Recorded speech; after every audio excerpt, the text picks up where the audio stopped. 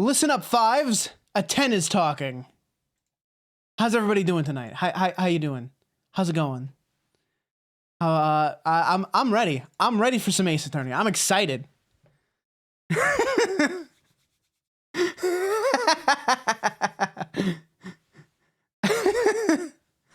Hello, Mabel. Hello, Anazoth. Hello, Celexa. Hello, Zeal. You know what, Zeal? You know what, Zeal? You're absolutely right. Your hips are an 11. Absolutely. But that makes my hips an 11 too, doesn't it? Nice. So I guess if you average everything out, I'm more of a well, what's it? Overall, I am a 10.3 roughly.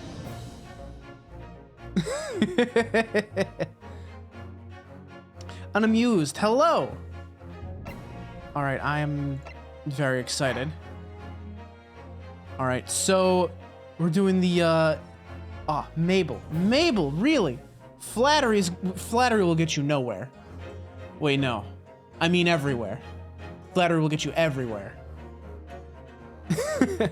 So, we're on case 2, the Memoirs of the Clouded Kokoro, which if you remember, there was the save file's not there, but case 4 of the last game was the Adventure of the Clouded Kokoro, which was the case where that person got murdered out in the streets. Right? It was out in the streets, wasn't it? I believe so. Yeah, if I'm remembering correctly, yeah, someone was murdered out in the streets, and our poor friend, the poet, got blamed for it. Where's Lexi? Lexi's here. She said hello. They said hello.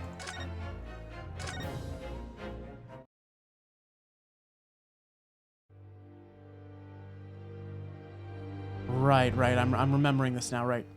There was a person that was murdered out in the street, and there was that adorable tale of a winter's night. One of an invisible killer and a crime. Well, let Sholmes tell the story. Along Briar Road. As the victim lay at death's door, the mystery of just who had stabbed the young lady from behind had been resolved. But no sooner had my friend saved that Eastern Exchange student from his harrowing plight than in the dim, flickering shadows of gaslight did a second bizarre crime rend the stillness of that very night. What? I dare say most can still recall the sensational headlines of the day. Haunted apartment of death, the condemned criminal's curse, the dread demon of coal gas. The what? Yet, though the great detective had at once discerned the truth upon his arrival at the scene, it only proved to be the overture that announced the rising of the curtain on a most tragic play. Fantastic. I'm a theater kid. I was born for this. Oh, it's back. My name is Ryunosuke Naruhodo. I am a fledgling lawyer just starting out on my journey. 6 months ago, I arrived as a visiting student of law, having made the long voyage across the sea from the Empire of Japan to here, London, England. And on the way, in quite extraordinary circumstances, I made the acquaintance of a world-famous detective. Currently, I reside in the attic of the detective's own lodgings, from where I run my illegal consultancy of sorts. I've successfully defended a number of clients in Britain's highest court, the Old Bailey. But since a particularly grueling and unforgettable legal battle 4 months ago now, I haven't returned to the courtroom. In truth, I lost my right to return. How's the audio bounce? The music's a little loud on my end. Blab, hey, how's it going? I'm having a real good day. But yeah, how's the audio balance, like voice to music and whatnot?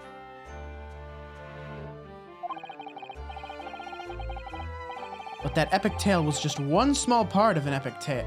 That epic trial was just one small part of an epic tale, a tale which was now about to awaken from slumber. Music is a little loud? Okay, I thought as much. I'll turn that down just a smidge. Thanks to a letter that arrived this morning from my homeland.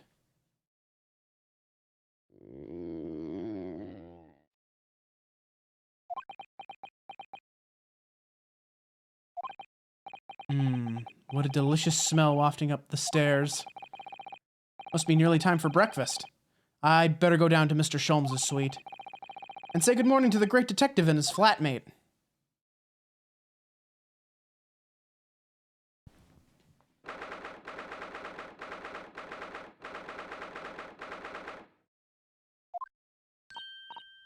Ah, Runo, good.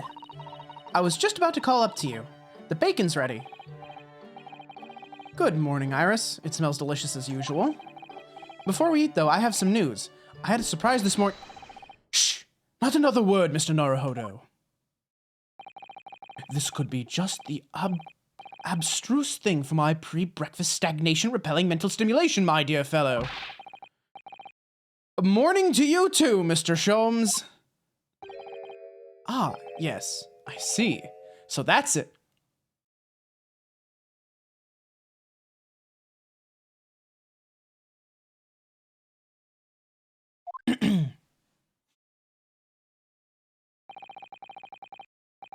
He was right up there, man.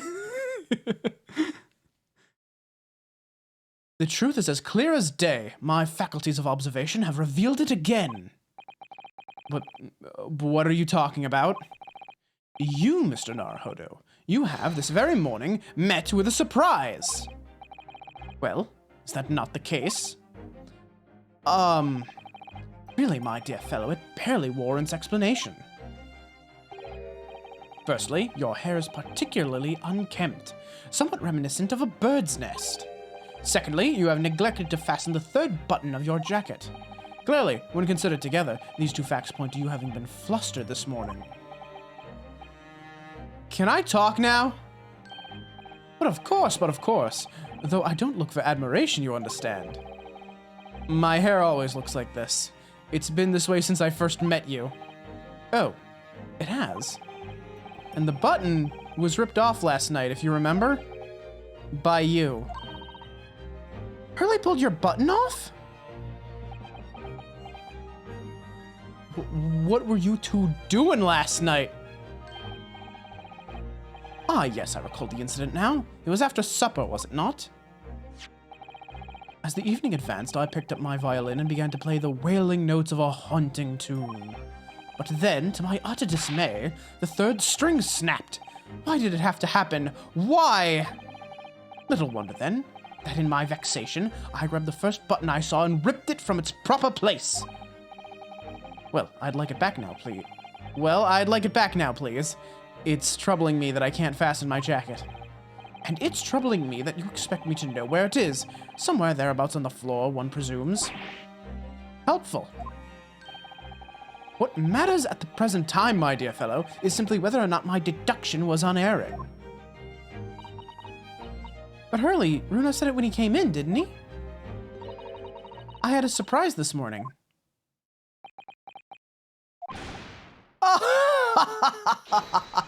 Well, that really is a surprise.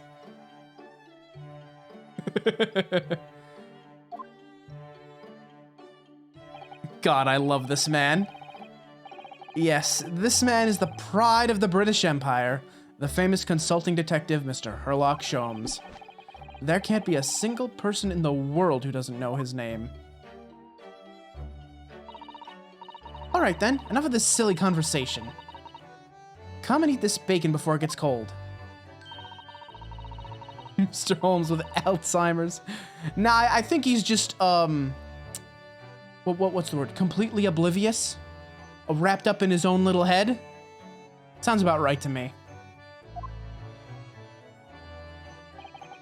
And here we have Iris Wilson, Mr. Sholmes' lodger and companion. A truly exceptional young girl who's the author of a highly successful serialization here in London. Yes, The Adventures of Sherlock Sholmes, as published in Rance magazine. So, Mr. Naruhodo, won't you put us out of our misery? What surprised you this fine morning? Ah, well, I received a letter from Japan. Oh, from Susie, you mean? Was it? Really? That's right. And she's had some rather startling news, in fact. Ah, intriguing indeed. You must tell us all about it over breakfast. Oh, yes. What fun. Alrighty. This is the letter that arrived from Japan this morning, by international post. Oh, how lovely. Look at Susie's beautiful writing. I wish I could read it. And how is your judicial assistant faring, may I ask? She's very well, thank you. In fact, according to what she's written, she actually appeared as a lawyer at the Japanese Supreme Court and won a case. Really? Oh, isn't she wonderful? A cut above your good self, my dear fellow. I've won cases too, you know. Apparently, Mr. Natsume appeared in the trial as a witness. Natsume. No, I don't recall that name. Of course you do. We helped the man. Twice. You know, in those 2 cases that took place on Briar Road 6 months ago. Of which you and I have only seen 1. Ah, the mustachioed twitchy man with the somewhat feline eyes and the mustache. He didn't have 2 mustaches, Hurley.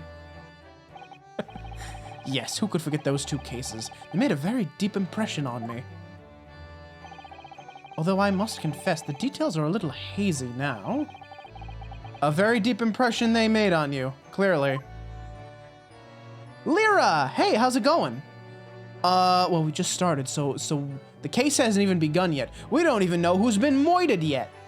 But someone's gonna get moited. And if it ain't in the game, it's gonna be one of you. Just saying. You keep your eye out. Keep your head down. So, what was this startling news penned by Miss Sasato? Do you remember the case of the haunted lodgings, Mr. Sholmes? Ah, yes, it's very interesting, you know. I don't feel entirely uncertain that a case of that nature did not occur. Lyra, please. I mean, if you really want to, well, what would that make? That would make me an assassin, right? Because, like, I'm a thief. I steal things. Assassins steal lives. Kind of the same thing. He's totally forgotten then. Anyway, in her letter, Miss Sasato asked that we read over her case notes again and investigate further. Although it took place half a year ago, for what purpose? Because of something that Mr. Natsume said to her, apparently. He suggested that the real reason why she was called back to Japan so suddenly might have something to do with that case of the haunted lodgings. Oh? On Mr. Natsume's return to Japan, Mr. Sato's father questioned him about the case, she says. And something Mr. Natsume said appeared to trouble Professor Mikotoba, prompting him to send that telegram. Oh, that case, yes! It was very strange, wasn't it? Yes. And I had compiled the whole story into a nice, neat manuscript ready for publication, too. Then Hurley here was all funny about it, remember? He was very mean. That story must not be published, you said. Very mysteriously as well. Really? I said that? Are you sure? Do you perhaps know something about it as well, Mr. Sholmes? About why Miss Susato was suddenly told 4 months ago that she had to return to Japan? Look, he might have just he might be like me. He might just not get enough sleep and it fills his memory full of holes. Because that happens to me. When I don't sleep enough, which is, more often than I like to admit, my memory turns into Swiss cheese. It's been 4 months now since we waved Susie off at Dover. It was such a shock, wasn't it? The way she just suddenly announced that she had to go back to Japan? Indeed it was, due to a telegram she received from her homeland, I believe. That's right, telling her to return urgently. Yes, because her father had passed away. No, it just said he was suffering from a high fever, the cause of which was unknown. He's not dead. But according to this letter, that news about her father's fever was just a ruse. A ruse? So Susie's daddy lied to her so that she'd make the voyage back home? Why would he do that? I have to admit, I have absolutely no idea.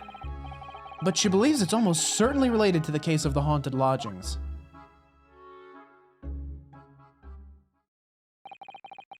Summoning her back to Japan so suddenly like that. I wonder what Mr. Sato's father is hiding.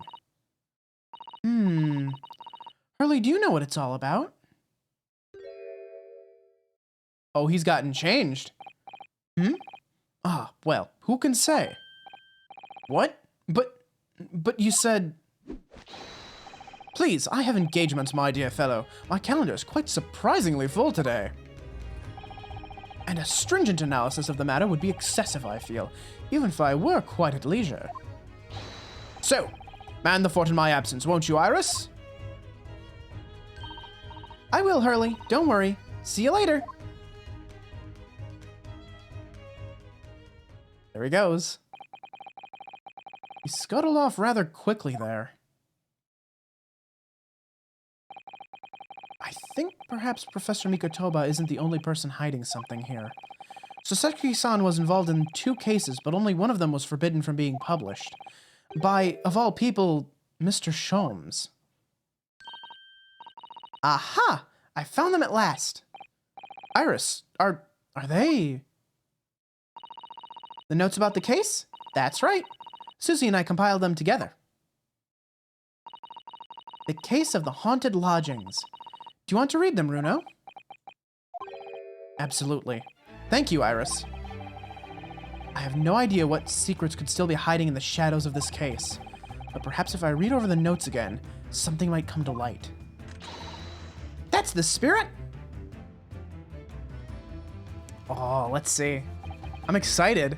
This is something that occurred during the timeline of the last game, but we never got to saw. We never got to see. Come on, Alistair. Subject and action agreement. Basic grammar. Come on, you're a writer, goddammit. Or at least, you know, you like to write. Iris and I decided to read over the case notes again together. Everything from what happened, to our investigation and that fierce battle in court that followed. Reliving every detail. I just need to find a clue, and I have all the time in the world. Because of course, I'm no longer allowed to practice law in the courts of Great Britain. Wait, why? What happened?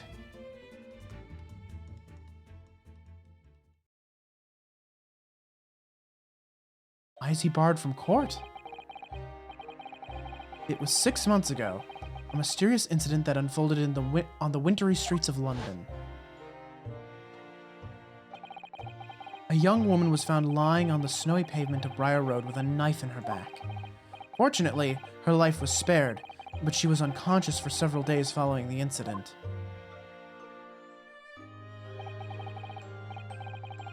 The fog was thick, and nobody saw her attacker, but by a cruel twist of fate, a visiting Japanese student was walking behind her at the time and was duly arrested. Yeah, that's right. A knife, got tossed out of a window, and it fell, and it landed in her back. It was really unfortunate. And poor Soseki-san was walking behind her, so everyone was like, "Oh, you stabbed her from behind, you fucking snake!" But we proved his innocence. Yeah, it was a freak accident. It was very unfortunate for the poor man. Although, the plus side, that case had the cutest fucking couple ever. They were adorable. It looked like they were wearing matching scarves, but when it zoomed out, you could see that they were both wearing the same very long scarf. They were the best. They were adorable. I love them to pieces. Yes! Lyra gets it! Lyra knows! I fucking love them!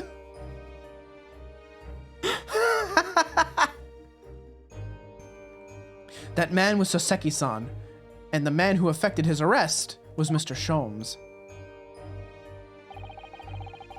Pat and Rolly, yes! Yeah, the blonde couple's deal. That's them. Believing in our compatriot's innocence, Susato-san and I decided to represent Soseki-san in court. And after a grueling trial of many twists and turns, we finally managed to prove his innocence.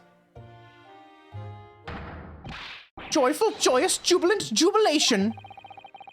Was the man's reaction after the trial. But his jubilant jubilation was short-lived. We received a telegram from Mr. Sholmes the following morning. The victim of the Briar Road stabbing has regained consciousness. Hurry to Bart's at once. So Susato-san and I summoned a hansom and headed immediately to the hospital.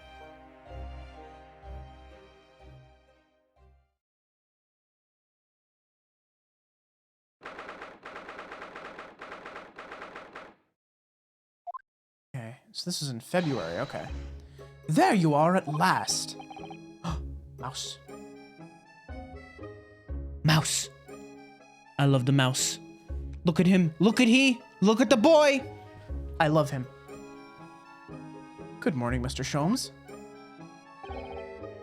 I think not. Oh. You're late. What on earth took you so long? Your telegram only arrived at 5 o'clock, Mr. Sholmes, and it's a 20-minute ride to the hospital. That's right, and it's 5:30 now. I think we made very good time. Time is utterly irrelevant. The fact is, I've been waiting for what has felt like an eternity. In a point of fact, I myself was awoken at 4 this morning by a telegram boy.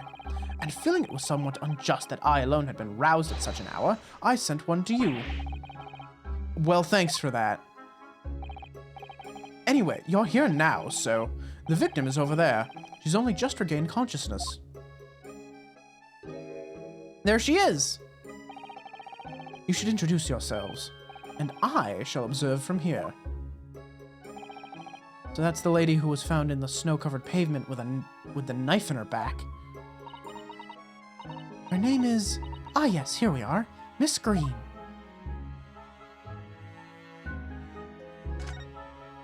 Mouse. Mouse. Mouse. Eek! A mouse, Mr. Naruhodo. An enormous mouse. Vermin in a hospital? That doesn't seem the best. But it looks like a very healthy specimen, doesn't it? It's very plump. Plump rat. Plump rat! I'm not sure we can say that's down to the excellence of this facility, if that's what you were thinking. Love him. Pet the mouse, hold the mouse, cherish the mouse. Give all mortal possessions to the mouse. He's a friend. I love him. Jesus Christ, her suitcase is as big as she is. That must be a bag of Miss Green's personal belongings. She would have been brought directly here after she was found stabbed on the pavement, though. I expect a friend or family member probably brought some things for her. Alright then, let's see what's inside. Change of clothes, no doubt, and, No, Mr. Naruhodo, you must never scrutinize a young maiden's personal belongings. But the young maiden might have chocolates, or biscuits, or caramel. Ryunosuke, what the fuck, dude? What are you doing? Alright, let's talk to her. Good morning. Is that a statue of her? Who brought her a statue of herself? Wait, no, that's not just a statue. That's like a posable mannequin. That's like an artist's reference mannequin. Right? That's what it looks like to me. Did she have one custom made of herself? Did someone have one made for her? Huh.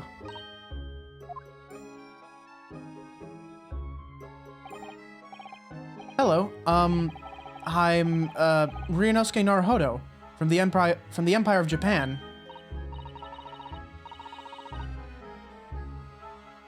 Okay, so how do I voice her? How do I voice her? Oh no, was it your knife that? Are you the man who? No. I'm a lawyer. And I'm Susato Mikotoba. Pleased to meet you. Oh no, was it your knife then? Are you the one? No, no, no. I assure you, I'm Mr. Naruhodo's judicial assistant. We heard that you'd regained consciousness and wanted to come give you our best wishes. Best wishes? For me? Thank you. I'm Olive. Olive Green. I'm an artist. Well, no, that's not right, is it? What I mean is, I'm trying to be an artist. Well, what I really mean is, I desperately want to be an artist. But the truth is, I don't have any talent. I know I don't. Oh no! Yeah, Mabel's got it! You're an artist, Olive! You can do it! We all believe in you. Everyone here believes in you. No, no, no, no! Stop! Chat, no, stop it! You're all artists! All of you! Shut the fuck up! You're all artists! Be quiet! I'm gonna take that little voice in your head that says you're not an artist. I'm gonna fucking throttle it. I'm going to choke it. I'm going to strangle it until it is quiet. All right? All of you are artists. As Anazoth, you made your own fucking model. You rigged it. What do you mean you're not an artist? See, Lyra's got it. Lyra's got it. You're all artists. Everyone take a breath. I believe in each and every one of you. All right? If anyone says otherwise, I'm going to beat the shit out of them. I'm going to throttle them. I will commit assault. There we go. All right, we good? We're good. You slay your inner demons. No, unamused. To be specific, I'm going to go into your brain Psychonaut style, and I'm going to choke out whatever little annoying voice is trying to say otherwise. Yes, paint me like one of your little French girls. Wait, little French girl? No, French girls. What? I was talking about the little voice, and the word little got stuck in my head. Paint me like a French girl. Do it. Slip of the tongue. Oh no, oh no. Yeah, no.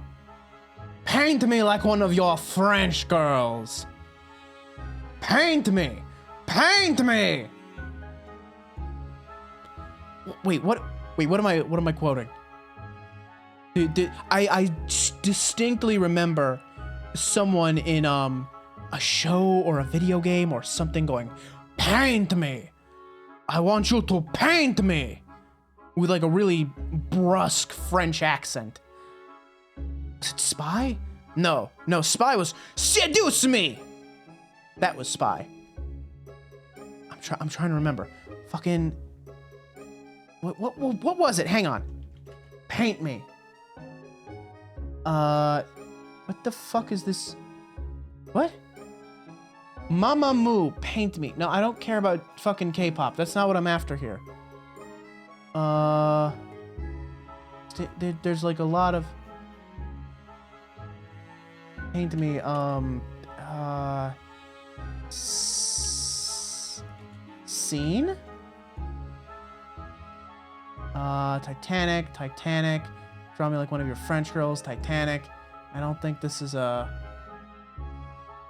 oh. I was looking through the videos. I didn't realize that she's just actually just. I've never seen the Titanic. I didn't realize she was actually naked during that scene. Amazing. Titty, booba even. God, this is gonna drive me crazy. Cartoon. I feel like it was from a cartoon. This is gonna drive me crazy. I have no idea. Oh, you know what? I think Unamused is right. Unamused is right. It was JonTron. It was JonTron. Of course it was. Yeah, that makes sense. I remember now. I don't remember which video it was, but yeah, that was JonTron. That was gonna drive me insane. I'm glad someone remembered. It's no wonder I was stabbed in the back. I don't think that's related, actually. Gosh, this young woman seems to bend over backwards to put herself down. Seeing as we're here, we should ask her about what happened from her perspective, I suppose. About the incident. To suddenly be struck in the back by a blade as you were walking along the pavement. What a terrible experience you had, Miss Green. It was so cold that day, and the fog was so thick, I couldn't see a thing. That was 4 days ago now, I think. Is that right? Yes, that's right. I'm afraid you've been comatose all that time. But the case has been solved, hasn't it? Well, I've been here in the hospital, I mean. Indeed it has, my dear madam. Spectacularly by none other than I, Sherlock Sholmes. Mr. Sholmes, as you well know, it was Mr. Naruhodo's hard work in court that solved the case. Are you yet to hear what happened, Miss Green? Yes, I'm afraid so. A gentleman from the police force is supposed to be coming to fill me in shortly. Oh, I see. Me coming around seems to have made everyone frantically busy. I'm so sorry. I should never have regained consciousness. It was selfish of me. Oh, no. Oh, no. We're all so relieved that you're on the mend, Miss Green. Really, we are. With that kind of attitude, maybe her surname should be Blue, not Green. Shut up, Ryu. Bad joke. Bad joke. That's a Shia level joke. So, you're an artist, are you, Miss Green? Oh, no, I couldn't possibly claim that. I'm a fledgling artist at best. I mean, I'm a student of art, really, at the Thorndike Academy of Fine Arts. Oh my, an Academy of Fine Arts. Great Britain is such a wonderful country. Tell me, Miss Green, do you live hereabouts? Oh, no, actually. I don't deserve it, but I have a little flat on Brixton Road. I see. How very interesting. Oh no, is it? Brixton is some 10 stops away on the underground from here, and Thorndike Academy is a mere 3-minute walk from Brixton Town Centre. Does that matter, Mr. Sholmes? Perhaps not, but Briar Road is a far less salubrious part of town by comparison, dwelt in by those of inferior means, including the maleficent Mr. Mustache. Inferior means? I suppose Soseki-san does fit the bill. It struck me as somewhat out of the ordinary for a young fine arts student to be walking in such a district. That's all. What's this? She suddenly clammed up. Mr. Sholmes, you should be ashamed of yourself, prying into a young maiden's private affairs. Oh dear me, do forgive me. If you don't mind, I'm being discharged shortly, so I need to pack up my things. Oh, yes, of course, we won't keep you. Thank you so much, Miss Green.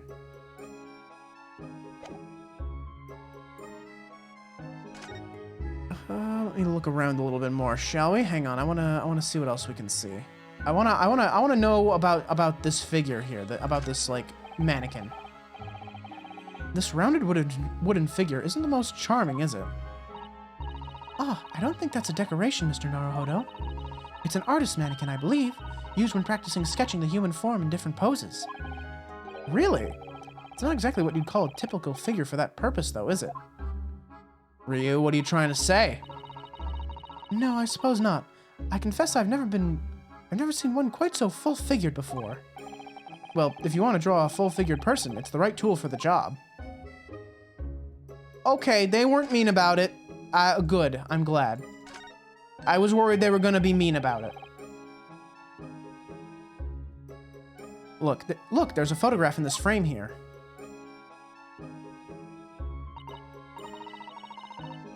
Why does that look so familiar? He looks just a little bit like, Rolly, doesn't he? Just a tiny bit? Oh yes, it's a picture of a young gentleman. He looks to be about the same age as Miss Green, I would say. Perhaps the young woman's special someone, do you think? My, Mr. Naruhodo. I didn't know you had a sense for matters of the heart. Not in the least. I sincerely said the first thing I thought of.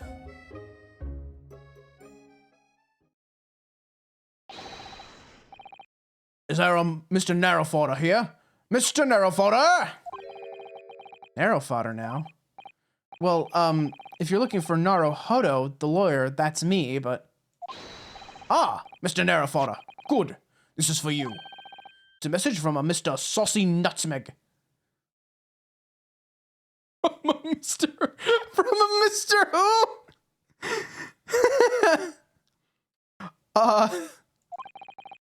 Mr. Natsume sent a message to me? Saucy Nutmeg, huh?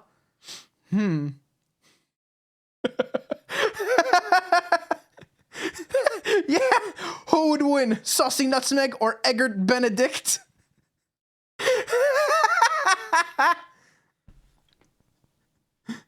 But why would a policeman be delivering a message for Mr. Natsume?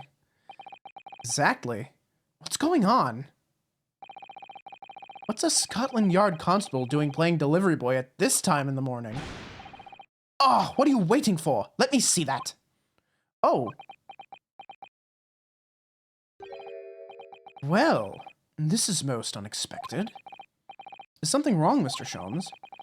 Is something wrong, Mr. Sholmes, he says. Have you not seen this note? No, how could I have? It would seem that London's criminals have no intention of letting the great detective rest. A new case calls. A case of murder, no less.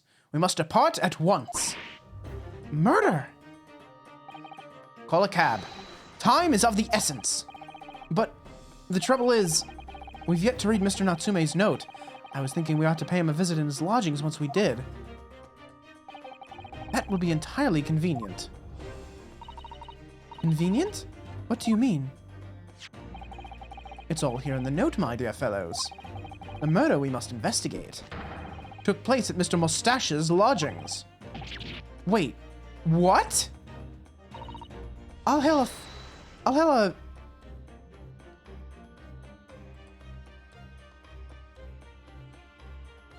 Fiacre. I'll hail a fiacre at once.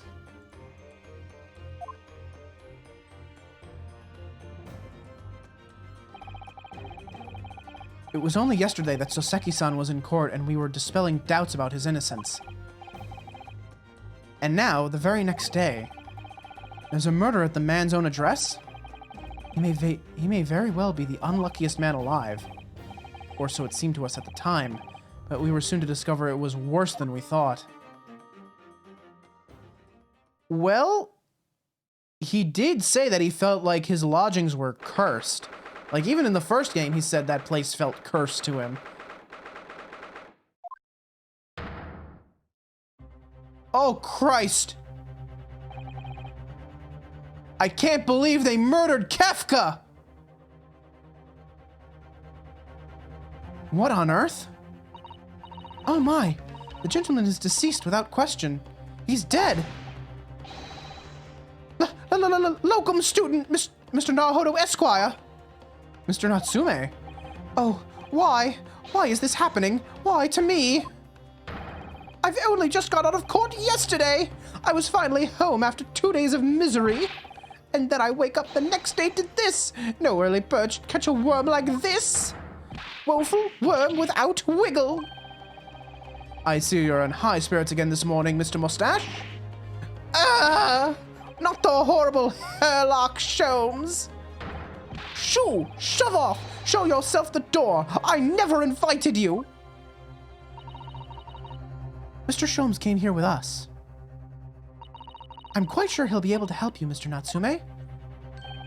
I am entirely at your disposal, Mr. Mustache. What can I do for you? Grr! Oh. This guy.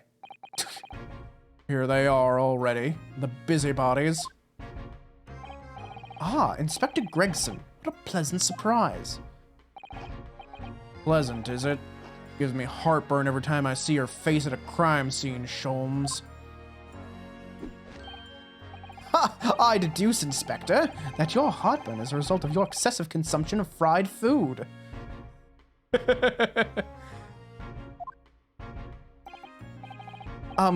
Good morning, Inspector. This is a crime scene. Don't you go touching anything. Or, good morning to you too, Sunshine. Well, this sure is a crime scene. Okay, I don't think I've ever seen this man's feet before. I wasn't expecting this. I wasn't expecting the Japanese sandals. Like, he's got the full, like, business suit, like, full Edgar Allan Poe thing going on, and then just Japanese sandals. I was expecting, like shoes, you know? Just proper shoes? Alright, okay.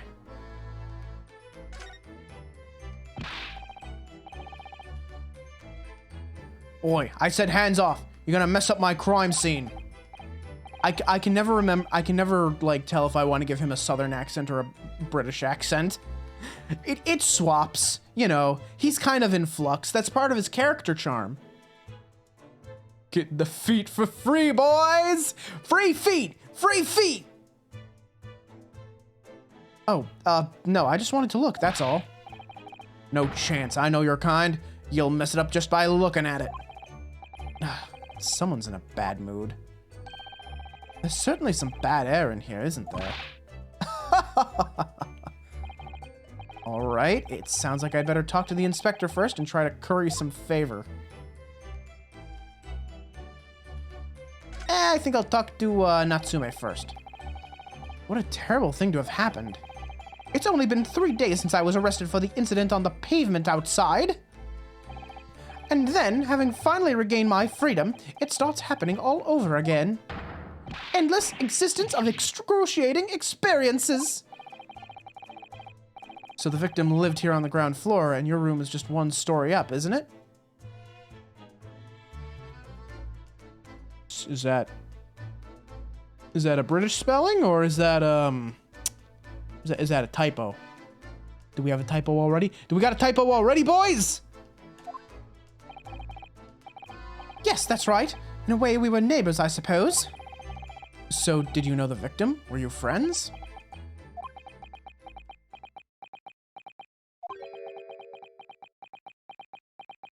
You gonna say something, Soseki? What's the matter with Soseki-san now? It was an innocent enough question, wasn't it? Why does he seem so shaken by it? Well, I suppose he wasn't a complete stranger. But did he ever invite me into his room? Never! On my honor, I swear it! What an extreme reaction. You're probably wishing you'd never asked now, aren't you, Mr. Naruhodo? When we found him here, I felt wretched, which is why I sent word asking you to come. Through that inspector over there!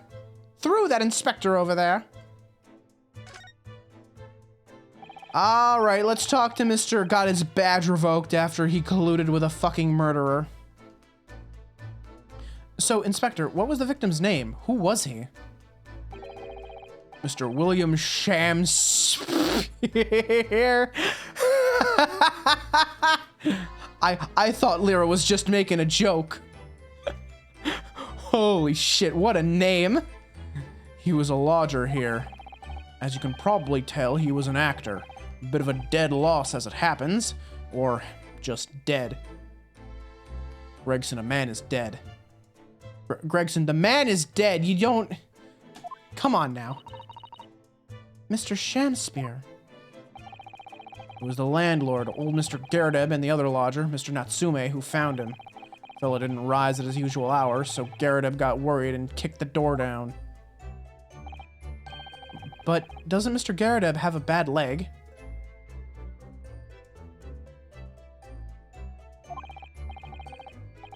Ah, yeah, you're right there.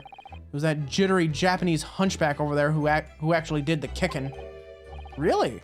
Soseki-san? The victim was pretty hard up, it seems. Even done some time inside for petty crimes. He had no money, no place to go, and no friends. His only acquaintances were the people in the house. A miserable life and a miserable end to it. So, what exactly is Mr. Natsume still doing here? He's not involved with the investigation, so shouldn't you have sent him away from the crime scene? Well, I'm not saying it's because the fellow looks odd or anything, or that he acts suspicious, but I thought it would be prudent to take a statement from the cohabiter. Oh, come on. We're not accusing this man of another murder already, are we? You nearly said culprit there, didn't you? Oh, dear. Mr. Natsume appears to be under suspicion again. It certainly seems that way. He does just come across as such an odd fellow, doesn't he? Poor man. How unfortunate. Anyway, I can't say much until the coroner gets here. But I don't think the fellow's been a goner that long. The body's still warm.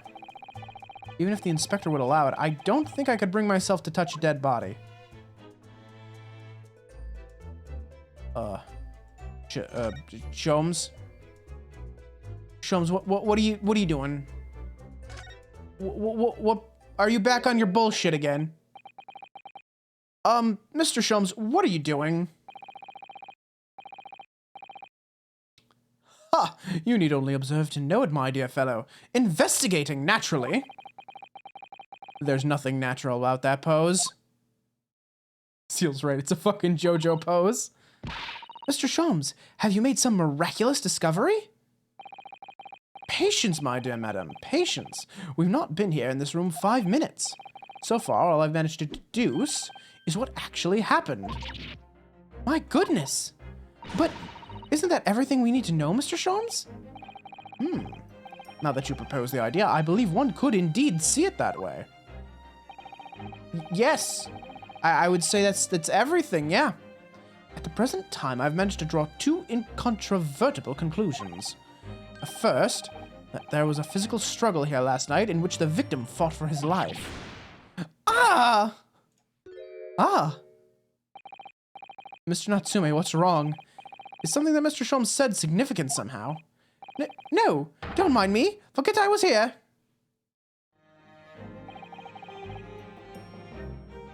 And my second conclusion is that there was a poison lingering in the air last night that passed the victim's lips. Nonsense! Why are you, like, all up in arms, Soseki? What's going on? What do you know that we don't? All right, Mr. Natsume, why are you reacting so extremely to Mr. Sholmes' deductions?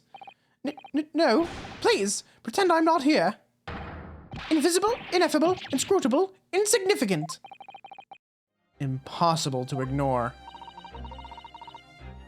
You must tell us everything, Mr. Sholmes. Spare no detail. Soseki? More like Soseki.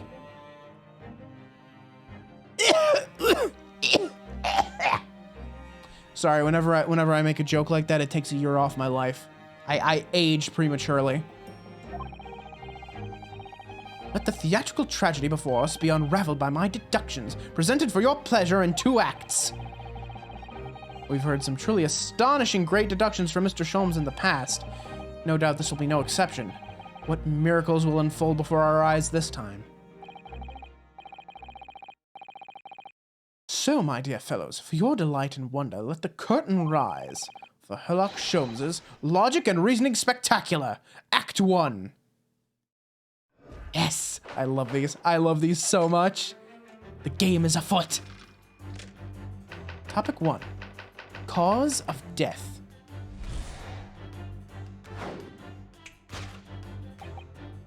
Careful observation of the victim reveals to us the events that transpired in this disconsolate room last night. Foam at the mouth of the deceased clearly indicates the use of poison. Next to the victim, we notice a large dining plate, which contains, you will observe, 1/2 a sizable bar of soap. Meaningful? Indubitably. Sholmes? Sholmes, I love you. But please tell me, you are not about to conclude that he ate poisoned soap! Why is the soap set so purposefully upon the dish? Like the victim's last supper, in fact. Yes. Could it be that the man was about to eat it? Of course, the fork reveals the answer. It appears that the young man's appetite was his undoing. Taking up arms in the form of his cutlery, the victim engaged in a deadly battle for his life. Yet the struggle against his hunger was in vain, for in the end, he couldn't resist devouring the slippery feast. Ah, yes, when you get so hungry, you eat soap. My God. Oh my God. It's like the 1800s version of Tide Pods. My God. They were doing it long before us. History really does repeat itself.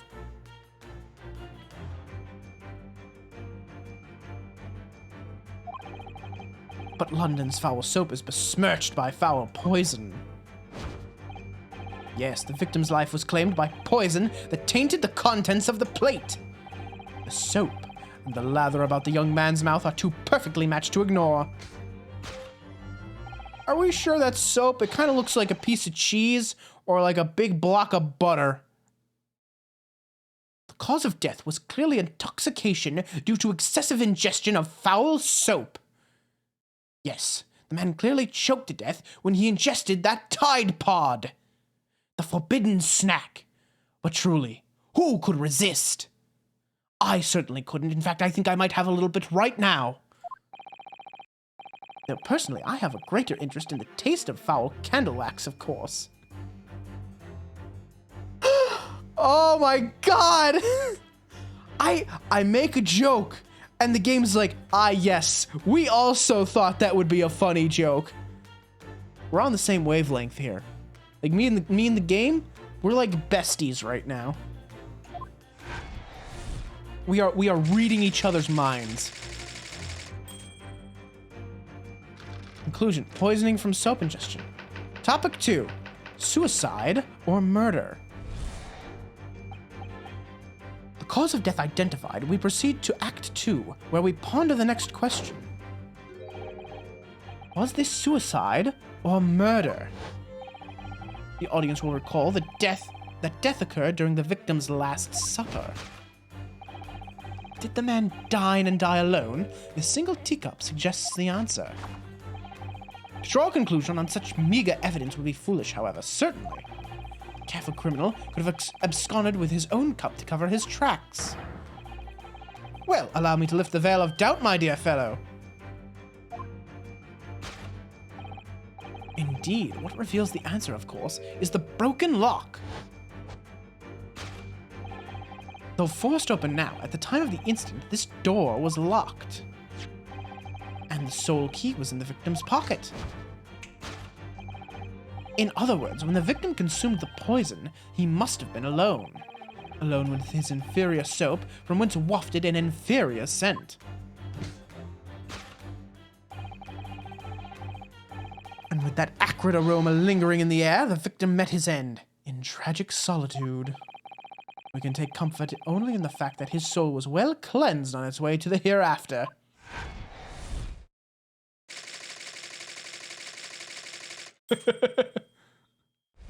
No possible perpetrator present. Thus concludes the final act of Sherlock Sholmes' great deduction.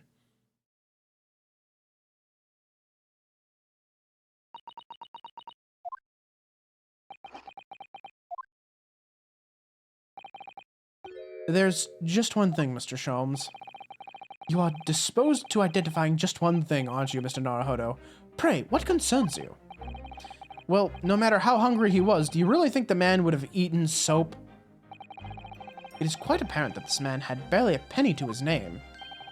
It is a curious thing, but to one so destitute, soap can suddenly appear quite irresistibly appetizing.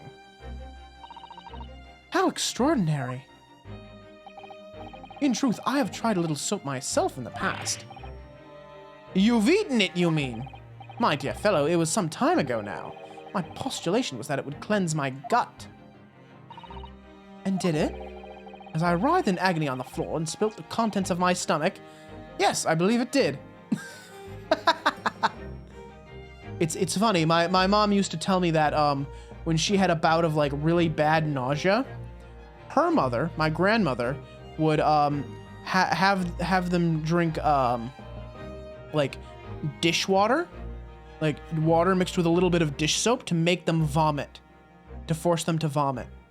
And then afterwards, she would give them butterscotch to get the taste out of their mouths. But all that did was make them hate the taste of butterscotch because their brain linked it to vomiting. Maho, hey, how you doing? Yes, apparently this Mr. Sholmes seems to think that this man in the back, this dead man here, died when he ate soap. As for me, when I was 3 years old, I ate lotion because it smelled like vanilla. It smelled really good. And then I took a little bit on my hand and I licked it, and it was the most bitter, disgusting thing I think I've ever tasted in my life. I'll never forget it. 3 years old, I barely remember anything from that age, but I remember that. I remember eating soap, or lotion rather. The experience taught me a valuable lesson. Soap is quite poisonous. It has an unpleasant taste and leads to great discomfort. In summary, I cannot recommend it. Believe me, I wouldn't eat it even if you did. There's something that troubles me as well, actually. Oh, what's that? It's Mr. Natsume. Ah! I couldn't help noticing him shuddering and quivering out of the corner of my eye. Almost as if Mr. Sholmes' deductions touched a nerve somehow. Nonsense! Well, that clenched teeth episode didn't last. I think, judging by Mr. Natsume's reaction, the great detective's deductions may need some gentle corrections in order to reach the actual truth. Yes, Mr. Sholmes' observations and deductions are sometimes a little too sharp. He has a tendency to hit the nail on the side of the head and drive it in an obtuse angle. When he does that, it falls to us to straighten things out. Alright then, let's see what we can do. Yes, we must pick out the key words in Mr. Sholmes' quite brilliant deductions, and discreetly exchange them for something that makes a little more sense. If we can do that, I'm sure we'll arrive at what Mr. Sholmes meant to say in the first place. In that case, are you ready for the second performance of the day? Once again, my dear fellows, for your continued delight and wonder, let the curtain rise for Herlock Sholmes' Logic and Reasoning Spectacular, Act 1. Here we go. Hold it, Mr. Sholmes. Alright, so we need to fix this cause of death here.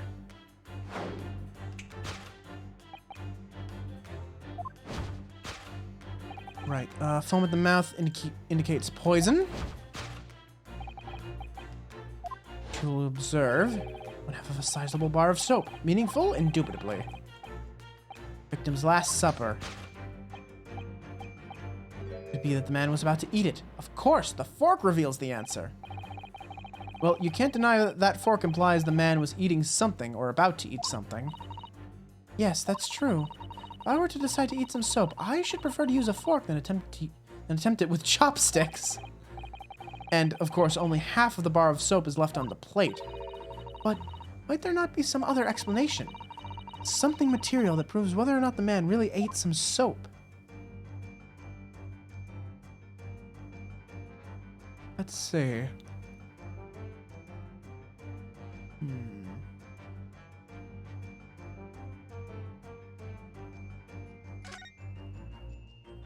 Oh, I just saw it.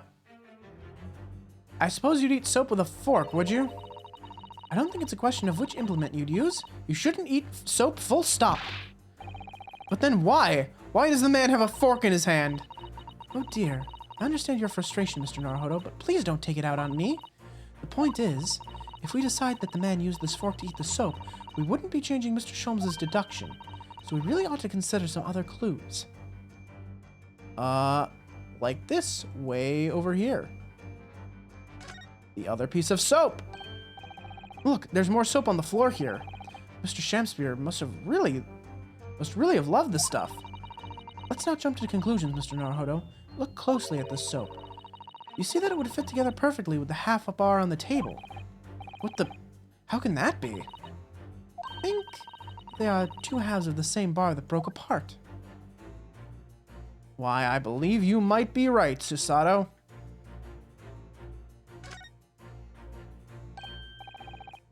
Oh, wait, I forgot to hit the present button. That's important. Bam!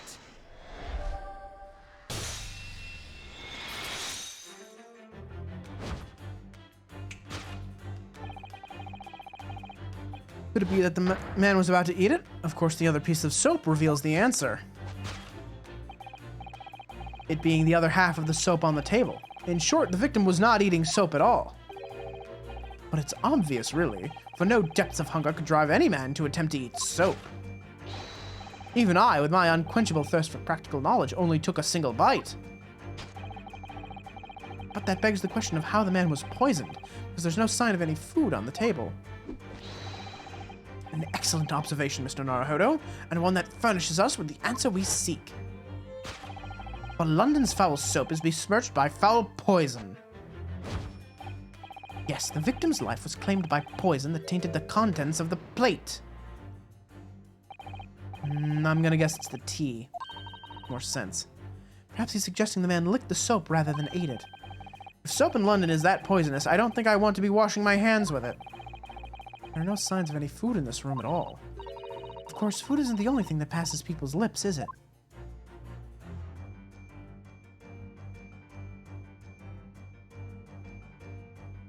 I was gonna see if I could look at the stain. It's the teacup, obviously.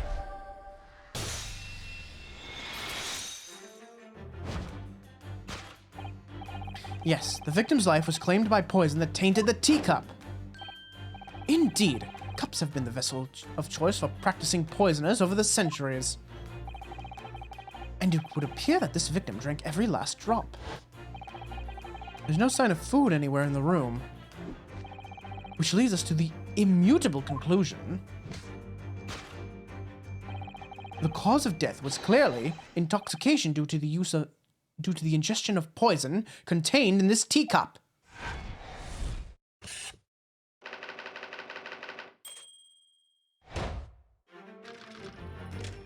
So, poisoned tea. And I think it probably is possible that someone was in here. The cause of death identified, we proceed to Act 2, where we ponder the next question. Was this suicide or murder? The audience will recall that death occurred during the victim's last supper. Did the man dine and die alone? This single teacup suggests the answer. Ah, the Western vessel for infused hot drinks again. Already featured heavily in our deductions so far. Yes, we can imagine that shortly before his death, Mr. Shamspeare was having a drink of tea. There would be nothing remarkable about that. But what troubles me is Mr. Natsume's reaction when he heard Mr. Shom suggest it.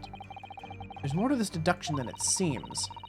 We must closely examine the scene of the crime again for more clues.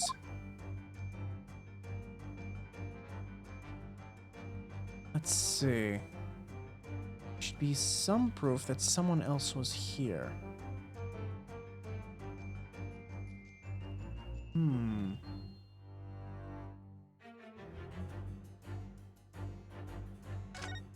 me see. It's empty, and it's the only cup on the table. It would appear so, yes. When you consider those facts, Mr. Sholmes' reasoning seems highly logical. But it's always the same in these deductions. The real truth is always buried a little deeper than the great detective suggests. Thank you for the hydrate, Zeal. Oh, my water bottles are way back here. Hang on. There we go.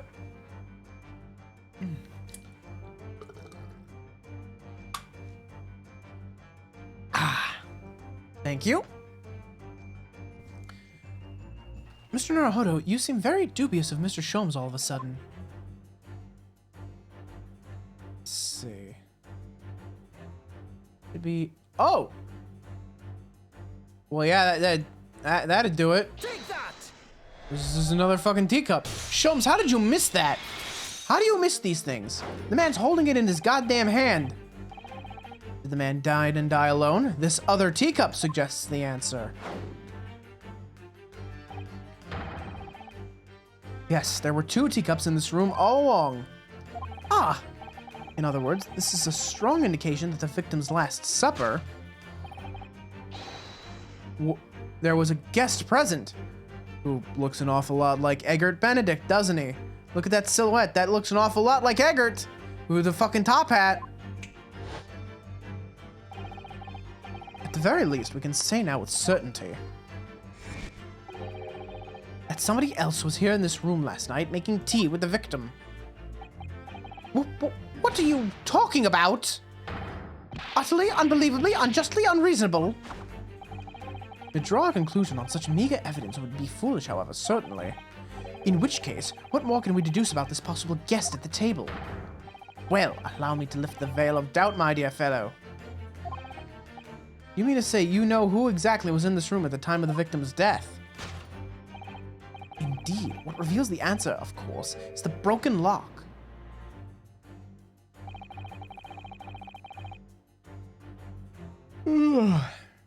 I'm not sure I like where this deduction is going now. I'm afraid it's too late to go back to the halcyon days of eating too much soap.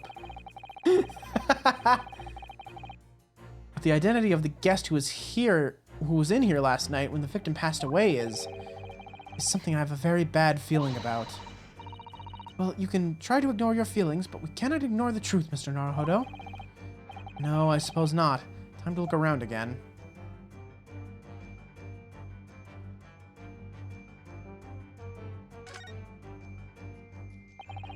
Pile of books, First glance, it seems like the only things in this room are the makeshift stage and costumes.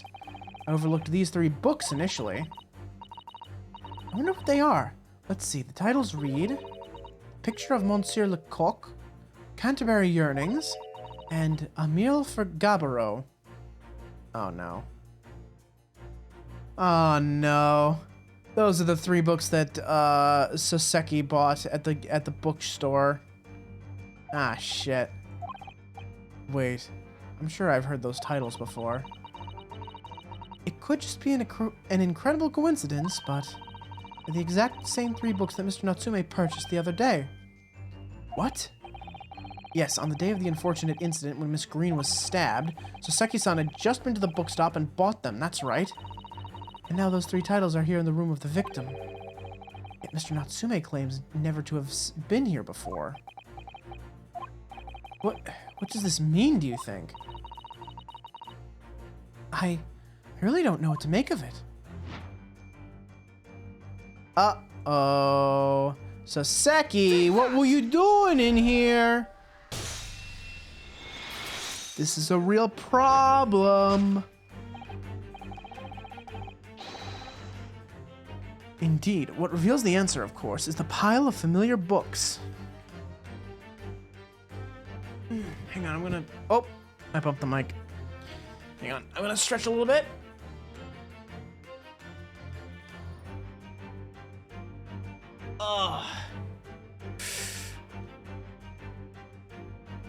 Oh, okay. Really needed a stretch. Feeling a little bit stiff today, you know? Muscles are just a little, I don't know, a little tense today. I don't really know why. Quite so. It's no mere coincidence that these 3 titles are here in this room. It's the link to the truth. Ugh! Mr. Natsume, you purchased these books 4 days ago at a secondhand bookshop. That's just a coincidence. In that case, you'll be able to bring the same 3 titles from your own room, will you not? This very moment. No, never, non-negotiable. You can't bring your own copies here. It proves that these 3 books are in fact yours.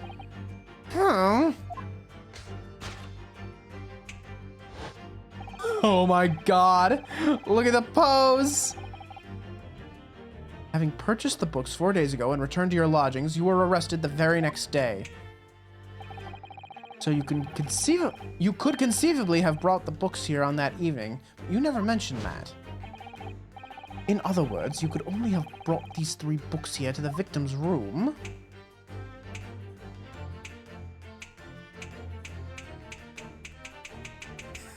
I can't believe he's voguing.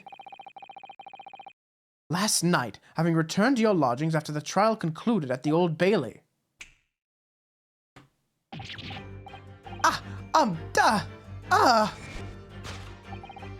In short, there's only one possible conclusion. The victim died here in his room last night as a result of poisoning. And that same night, the victim had a visitor. And that visitor...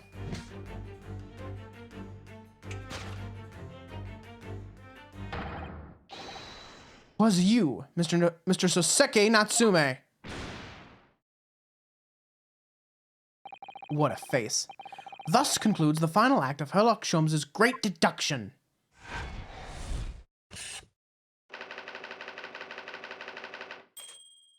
Soseki Natsume at the scene.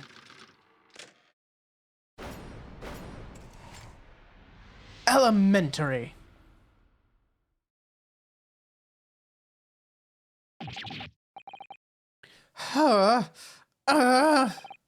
Not again! Not again! Not again! Not again! Well then, Mr. Natsume. It would appear you're gonna have to accompany me down to the yard. Again. But wait! Hold your horses! Yes? Door, key, locked, entry, exit, entirely impossible.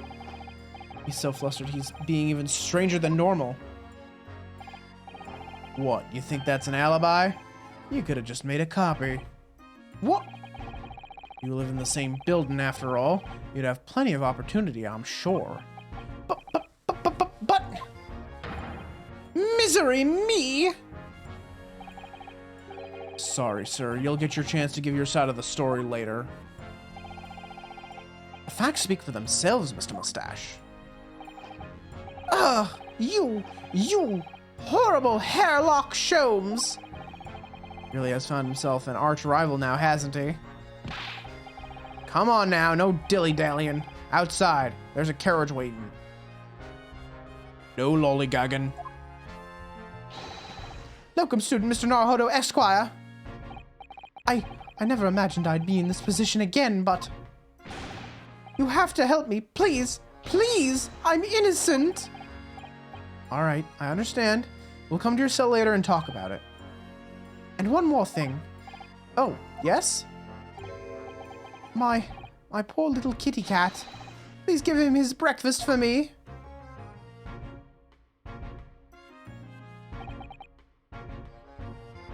Oh, that's right. He's got a cat. He's got a little kitty.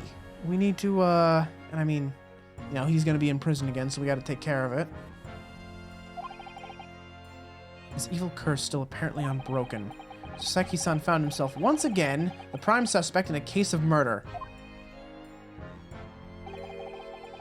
Thanks to the incriminating deduction of the great detective. My dear fellow, that honor belongs to you.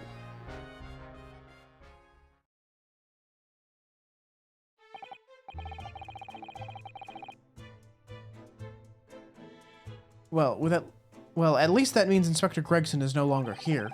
We can examine the crime scene in more detail now. Yes, that's right. Ah, and of course. What? Have you forgotten what the inspector mentioned before? It was the landlord, Mr. Gyarados, who discovered Mr. Shamspear. Ah, Mr. John Gyarados, yes. I expect we could find him in his sitting room on the top floor as usual. Right. We must remember to go and talk to him later, then. Oh man, I am so sleepy today. Hang on, I'll be back in a second. I'm just gonna like get up and like get some water and like walk around a little bit, see if it wakes me up a little bit.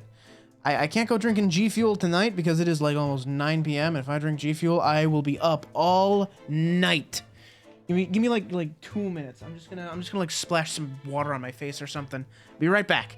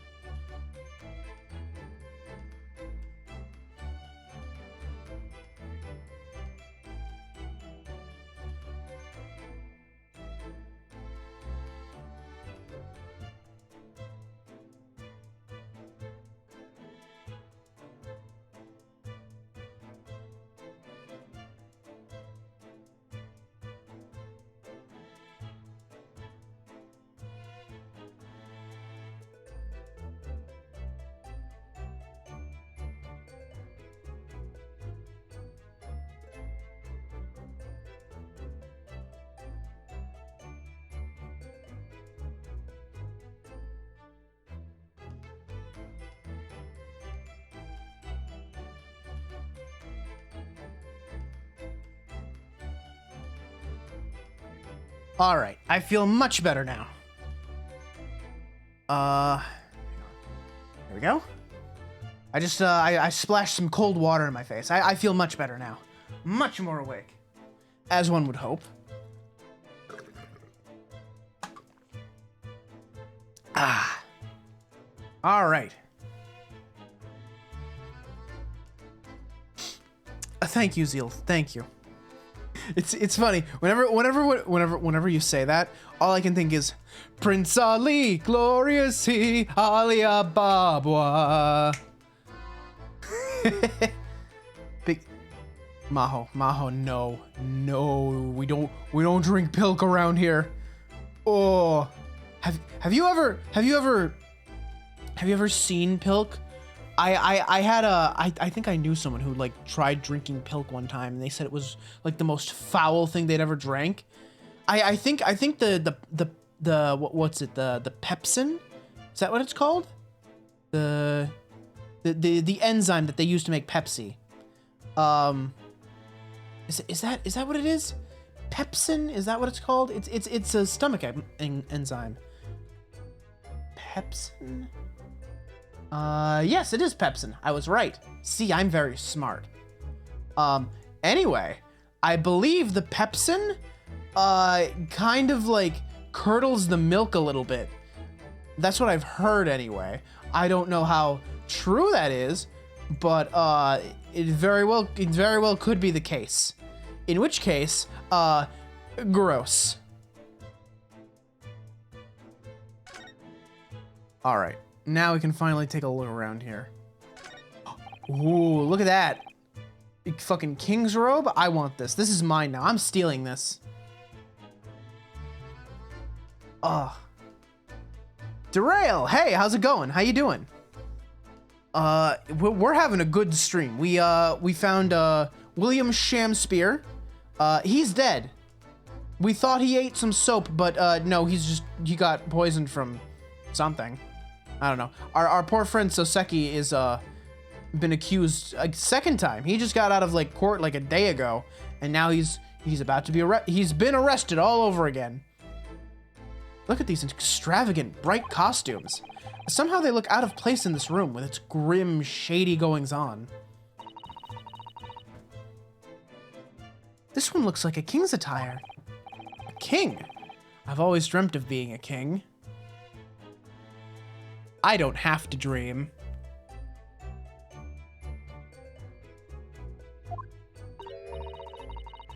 Oh, I think you'd be more suited to a feudal lord, a daimyo or such like. With a chonmage top knot? Every Japanese man wishes he had a chonmage. What, you mean like the top knot that you cut off Ouchie's head? Or, well, you didn't do that. Kazuha did that. Kazuma? I can't remember. Cause, okay. There are like 3 names in my brain that are very, very similar. There's the VTuber, Kuzuha, who's a Niji Sanji VTuber, right? There's, Kazuha, and there's Kazuma. And I can't remember if Kazuha or Kazuma, one of them is a Genshin Impact character, and the other one is the, mentor to Ryunosuke that got murdered. And I can't remember, I can't keep the name straight in my head anymore. Kazuma, okay. There's a VTuber Kazuha too. Wait, what? There's Kuzuha and then there's also Kazuha? Oh, Christ.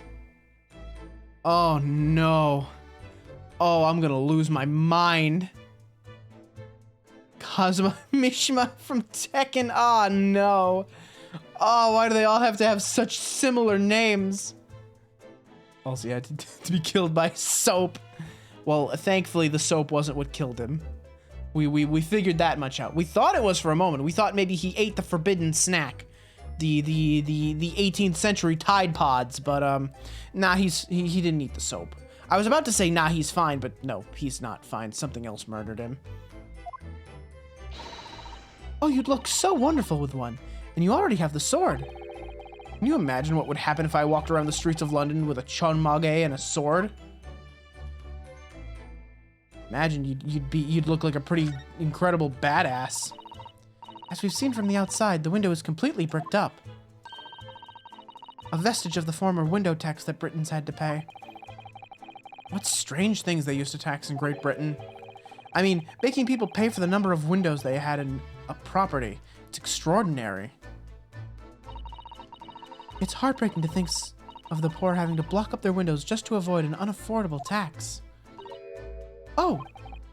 What is it, Mr. Sato? If you look closely, a number of the bricks are loose. I was wondering about that. It looks like there's no mortar between these 3 bricks here. Yeah, look at that. Oh yes, it looks as though an amateur has broken out a few of them just here. Was it Mr. Shamspeare who did it, I wonder? Being the lodger renting this room. Ah, look at this, Mr. Naruhodo. On the outside, there's a little ledge, and there's something on it. Wait, outside? Investigate further. Brr, it's so cold outside. You can feel it through this gap. It did snow all last night. It would be cold. But more importantly, what is on the ledge out there? What are those snow-covered lumps? It's more bars of soap. Soap? What are bars of soap doing lined up on a ledge outside the window? I have no idea. But the pair of them look rather charming like that. Still, that's very strange, isn't it? Bars of soap lined up outside the window? I think perhaps we should take one. There are 2 after all. Oh dear, I suppose we could. Oh, what's this? Look here at this soap. Ah, you see, in the middle there, there's a patch that's a different color. It's sort of transparent, but some sort of fancy design, I suppose. Only in Great Britain. I don't think it's blood. It looks like the Hinomaru flag of Japan, doesn't it? How wonderful. It's probably a very expensive brand. Expensive? What's it doing in this ramshackle old room?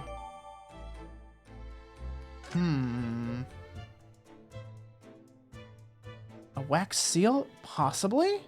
On a bar of soap, though. That would be a little odd. Let me turn this over real quick.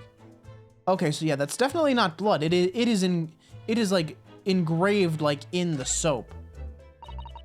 This part is a different color. It's an exquisite design, isn't it? Trust the British to bring a boring bar of soap into something, turn a boring bar of soap into something special. I quite like it. Reminds me of the Hinamaru design of the Japanese flag. I expect this is rather expensive soap. Doesn't seem likely given who it belongs to. Very strange. Let's see. Let's take a look at the body, shall we? Oh, the poor man. So young to die. You suppose it was a very painful death, being poisoned as he was? I don't know. All we can do now is hope he'll be reborn to a better life. Yes, I suppose you're right. I wonder. You think that putting our hands together in a Japanese prayer will help a British soul? Sorry? I made sure I had a reference at the ready for just such an occasion as this, actually. This book is entitled The Beginner's Guide to Praying for the Departed, the British Way. I'll just reread it now. One moment. Are they gonna say a Christian prayer? There's quite a spine on that book, isn't there? Oh yeah, the poor man's hat fell off. Can we investigate that? Wait, what's this on the floor? What's this? It looks like part of an envelope, I think. Yes, I think you may be right. Perhaps it was torn off when the letter was opened. Is that significant? Well, it's a little out of place, perhaps, when you look around the room. There's no sign of a letter, or the rest of the envelope, in fact, is there? Ah, she's right. And yet, here we have the torn-off end of an envelope. It just strikes me as unusual. I agree. We better take this, just in case. Well, let's see, what else we got? Oh, right, this box in the back. That's what I really wanted to see.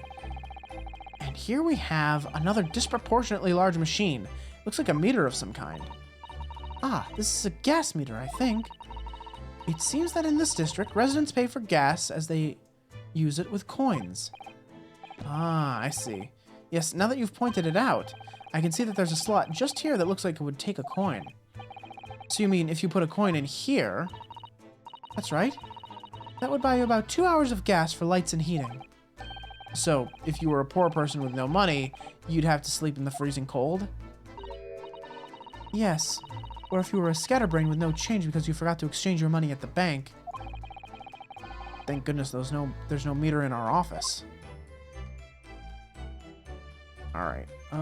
What else we got here? A few, like, slapdash repairs. Oh! Gas lamp. This is a gas wall light, isn't it? Must be connected to a gas pipe in the wall. Gas lights, a gas stove. London really is a city of gas. Gas. Gas. Gas. Gas. Gas. Gas. Gas. Sorry.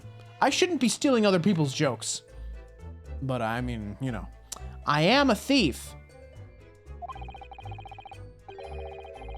Now that I think about it, Mr. and Mrs. Gyarados had an open fire on the top floor, didn't they? Oh yes, you're right. I don't recall seeing a gas stove up there. Well, I much prefer a real fire anyway. It's so much cozier.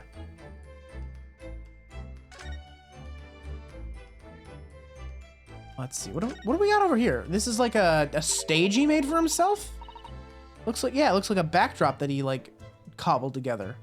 Kind of cool, actually. This is some sort of makeshift stage, I think, isn't it? Where does the audience sit, though? For the nightly Shakespeare performances. Actors aspiring to the great stage must practice their art, Mr. Naruhodo, with or without an audience. In fact, on a related note, perhaps you should set up a mock bench for the defense in your office.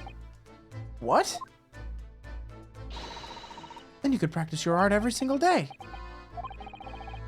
I'll think about it, if you promise to don a beard and play the role of the judge.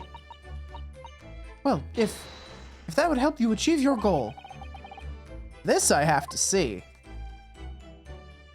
I love Susato. She absolutely would do that for him. She's determined to be the absolute best judicial assistant she can be. And we love her for this.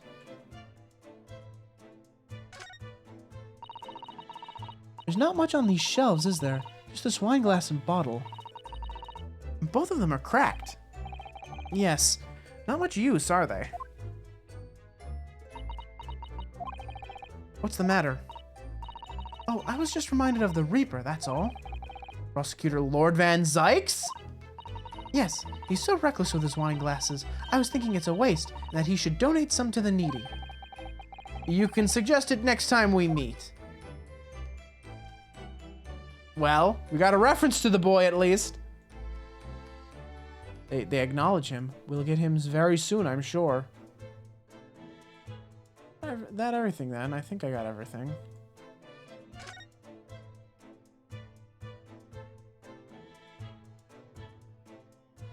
Yeah, it would seem that way. All right, let's head up to the next room then, to the Gyarados room.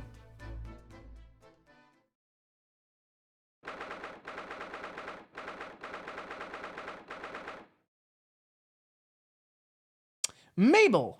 Hello! Yes, he's dead. It's a shame. It's a real shame. His name was Shamspear. He died too young. Here we are again. The eccentric landlord's eccentric top floor abode. We're here because Mr. Gyarados was the one who discovered the incident this morning. Don't forget. Ah, you chaps, eh? Yes, good morning, sir. Thank you for your cooperation in court yesterday. It's quite a trial. As much for Mr. Gyarados as anyone, really. Came straight back here after all that business at the Bailey yesterday. Didn't expect to wake up to more bally nonsense this morning. I wonder if you wouldn't mind telling us exactly what happened, Mr. Gyarados. Tired? I feel you, Mabel. I had to take like a 2-minute break just to splash some water on my face. Because I'm also very, just like, big sleepy tonight.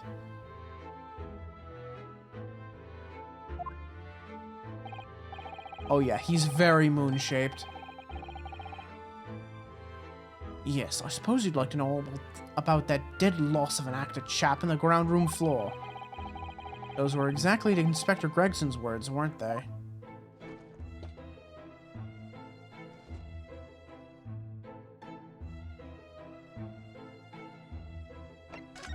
Alright, talk to me. Talk to me about the incident this morning. Must have been a real shock for you this morning. I hear you discovered what had happened. Ah, well, that hopeless actor chap rises at 5 o'clock sharp every morning without fail. But at 5:30 this morning, he still hadn't lit the gas. So I went down and knocked on his door, but no bally answer. And that's when you broke into his room by kicking down the door? Well, I called on that rum-looking Japanese chap to do the grunt work, of course. Wasn't it a little premature to kick the door down? The man could have just overslept by half an hour. It's very true, Mr. Naruhodo. 30 minutes oversleeping warranted such behavior. I'd have to kick your door down every morning. Oh no, that's me. It's a big mood, it's me! I had him sit down first and transition to him standing. Yeah, it's good. But yes, everybody's sleepy tonight. It is Monday. Everybody's got a case of the Mondays tonight. Well, you know, better to be safe than sorry and all that. Is it just me, or is he avoiding our gaze now all of a sudden? Except that it was a sorry situation indeed that you found on the far side of your door.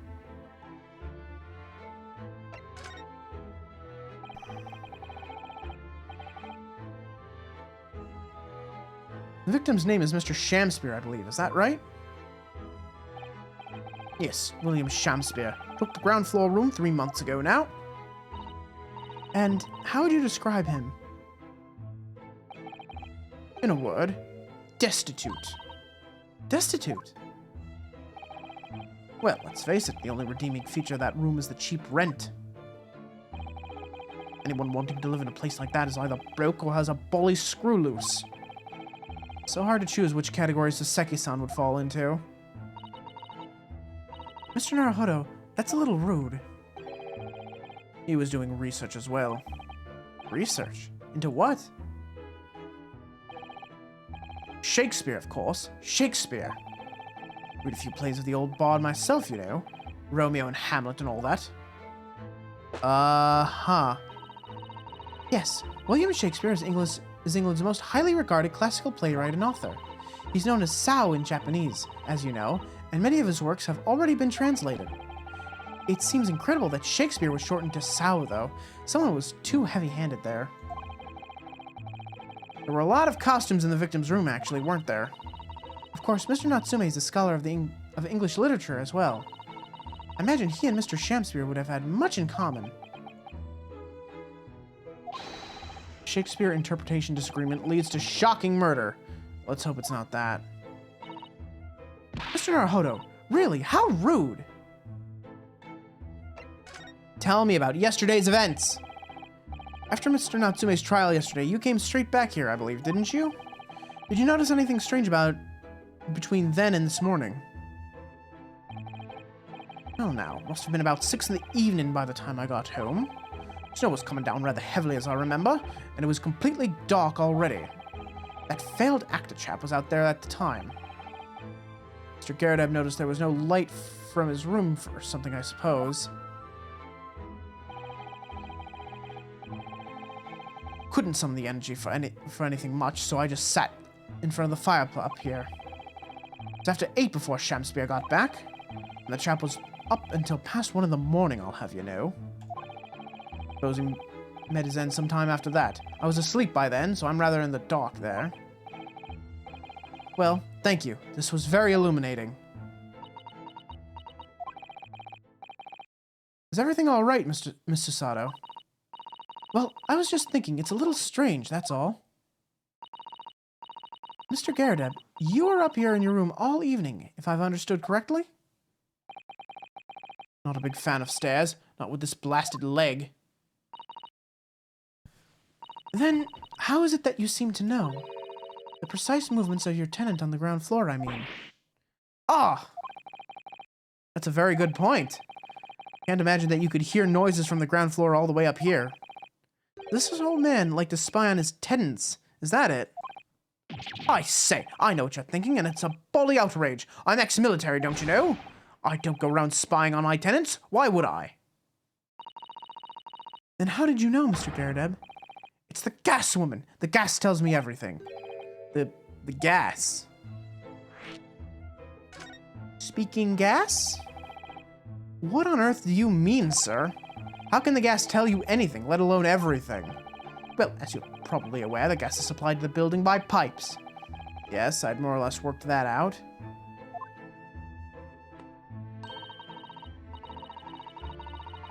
Every room in the building is connected by a single pipe to the gas main outside, and the gas company supplies gas to properties via the main. Yes, I understand that too. Let me see if I can explain. Let's say I was to light the gas lamps up here. What do you suppose would happen? Well, obviously the room would get brighter. Exactly, but at the same time, the lights in all the other rooms of the house would dim for a moment. What? They dim? Why? Perhaps it's because when you light a gas lamp, it briefly uses more gas than usual, and that reduces the amount of gas in the pipe for the other lamps that are connected to it. That might explain why the other lamps dim momentarily, mightn't it? Yes, of course, because everything's connected to a single supply pipe. Is that supposed to happen, though? It sounds rather undesirable. Jolly good point. Fact is, the gas company's pipes in these parts are pretty hopeless, long worn out. Barely got any gas in them to start with. Opposite's also true, of course. Extinguish the lamps up here and they'll glow brighter in the rest of the house. Ah, right, I see. So by watching the flickering of the lamps in one room, you can determine what's happening elsewhere. You've got it. Oh, of course. Because when people come back home in the evening and before they go to sleep at night, what they're guaranteed to do is either light or put out their lamps and fires. Clever. In point of fact, the room on the ground floor and the one above it use slightly different amounts of gas. By watching the lights in here closely, I can work out almost exactly what's going on in the whole house. Gosh! That's fascinating, Mr. Gyarados. Absolutely fascinating. Oh, well, nothing to it, really. And I can't really see that it's going to help us with the case, either. But I'd like to know, That's why Mr. Gyarados is so interested in what his tenants are up to in the first place. I feel like there's more to it than idle curiosity.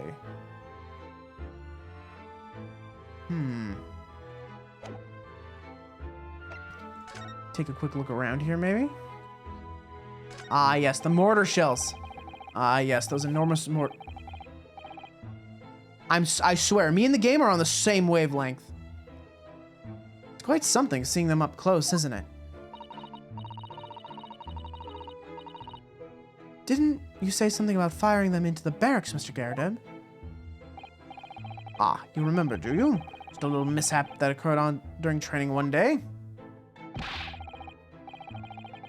What are you doing firing your own men? The captain bellowed at me. I'm not surprised. A little mishap doesn't really do it justice, does it? Well, one has these little incidents when one's a hot-headed young private. Perhaps I should put some evidence that resulted from one of my little mishaps on display. Oh, does the great lawyer, like the great detective, want to exhibit some trophies of his finest moments?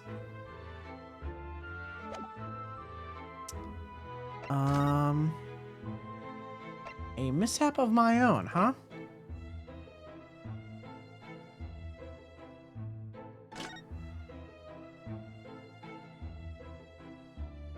Right, I remember this from the last trial.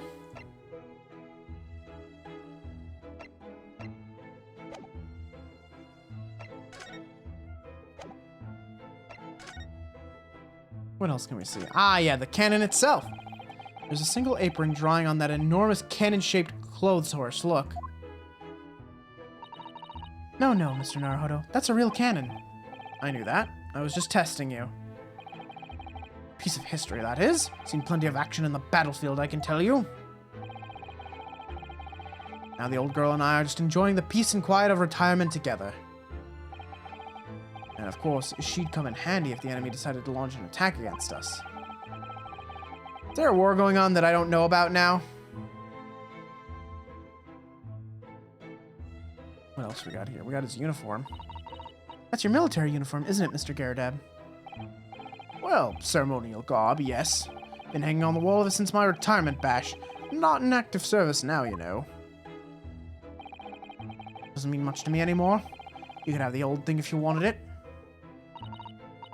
Well, it might suit Lord Van Zykes, perhaps. An overly ostentatious outfit like this could be just what he needs.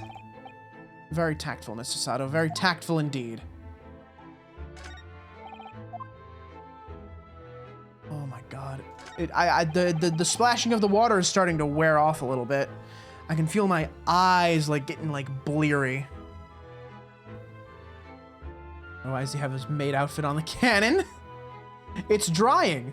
It's just a little bit wet. He cleaned it recently. Can't be a stinky maid.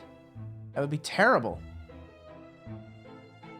We know what the screen is hiding now. The aftermath of the fiery altercation the other day. Don't suppose I'll be able to clear that mess up for some time now. Oh dear. This must be a very difficult situation for you. I'll say. People talk about twists of fate and whatnot. This is a twist and a half. A rotten show all around. Totally struggling with everything that's happened.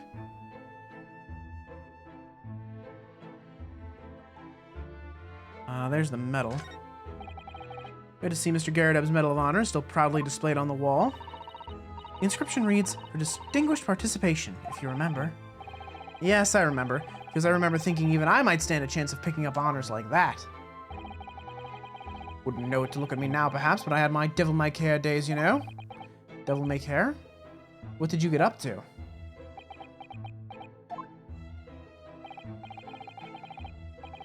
Well, all in the past now, of course, and best left there. Best not? I want to know now. Okay. Oh, there's a lion statue. I miss my wife, Naruhodo. I miss my wife, Tails. You look very dashing in your uniform there, Mr. Gyarados. Ah, that old portrait, eh? Drawn by an odd student who used to rent the room downstairs. Oh, you look so wonderfully young and courageous and strong.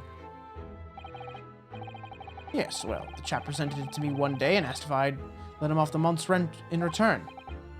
Oh, I see. So, you did, presumably? I bully well did not. Oh. Portrait is a portrait, but rent is rent, eh? Yeah, it's still there proudly on the wall. Ah, yes, the male wife. It's me. Hello. Oh, a copy of Rant's magazine. The Adventures of Sherlock Sholmes is being read all over London. Naturally, one asks oneself if such a singular detective could really exist. But having met the chap, it's undeniable. He's most certainly singular. Singularly dangerous. That's genuine public opinion for you, Mrs. Sato. Maybe it should be reflected in the stories? Make no mistake, Mr. Naruhodo, I intend to snuff out the sort of public opinion we just heard personally.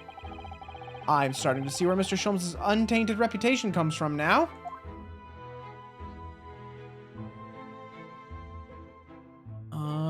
Let's see. Can we go over here? Is there anything to look for over here? We're aware of that. We're aware of all the broken pottery and whatnot. All this seems to have to do with the last case.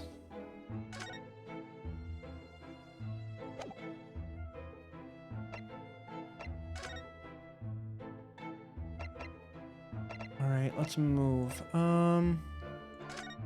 Check out Briar Road. Why not? There might be something new here.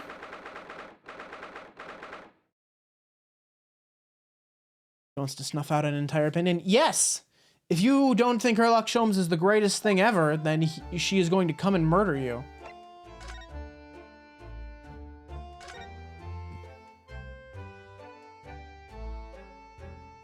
Let's see if there's anything around here that might help or hinder our case. Oh, well, there's the soap. With the exception of the top floor, Mr. Gyarados live, all the windows are bricked up.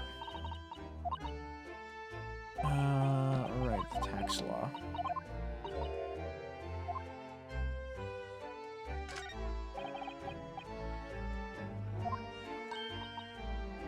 Right, hang on. I blanked out for like a second there. Jesus. I really am sleepy. Damn. Hang on. Right, okay, there was new dialogue. Jesus. I'm okay. But the tax has since been abolished, hasn't it? So the windows could all be opened up again, surely. Unfortunately, it would appear that the residents of this district can't afford to pay to have the work done. Yes, that is a sad state of affairs. Especially for people like poor Mr. Natsume, who have to live all cooped up in a windowless room. I suppose that's the price you pay for living in a very cheap accommodation. It all seems rather pointless when you put it like that. That's right, y'all were being demons last night. You're not wrong. Wait, are those broken? I see some holes in those windows there. Gyarados household and Mr. Natsume's lodgings are in a prominent position there in the corner.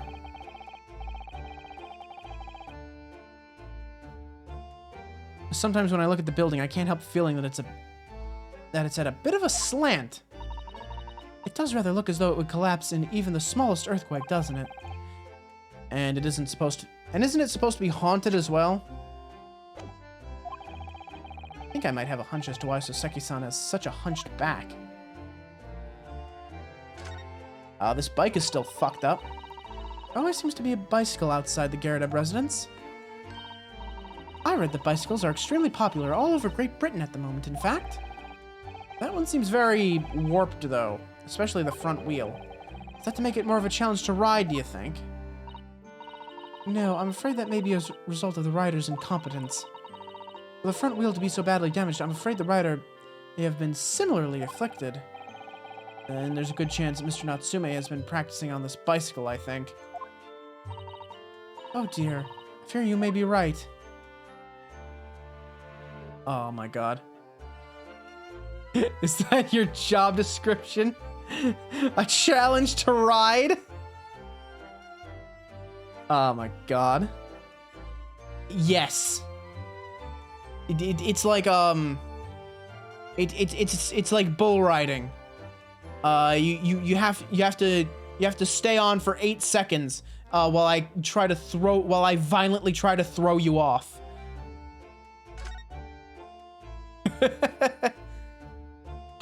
The snowman.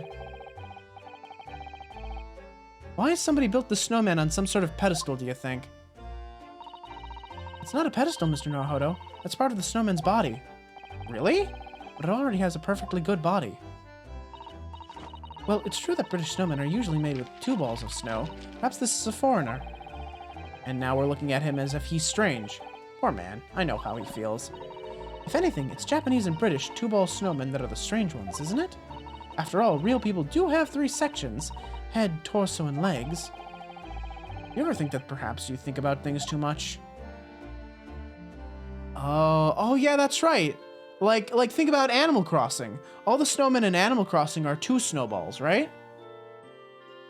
It's the body and the head. There's no 3rd one for the legs, but you know, in the United States, we're very used to there being 3 balls as opposed to 2 balls. You gotta get the ball ratio just right, though. London's blanketed in fog again today, and the sky is covered in cloud. But if you look carefully in the distance, you can just make out the Crystal Tower being built. And you can see dozens and dozens and dozens of Alliance raids running through it. Ah, the Crystal Tower, yes. The centerpiece of the great exhibition that's to open in 6 months' time. Everyone's talking about the Great Exhibition of London at the moment, it seems. Well, it's to be the largest event of its kind anywhere in the world, with technology and scientists from all over. I can't wait for it myself. Do you think visiting students from the Far East like us will be granted entry? The last Great Exhibition that was held in London had more than 6 million visitors, it seems. And this time, the British are determined to make it an even bigger success to outdo the Paris Exposition. I see. That's an incredible number of people. With so many people expected to attend, we should easily be able to slip in unnoticed. There's always the honest approach of buying tickets at the main entrance, Mr. Naruhodo.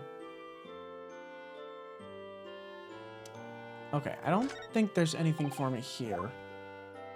So I think we're gonna go to the prison now, where poor Natsume-san is just, like, locked up.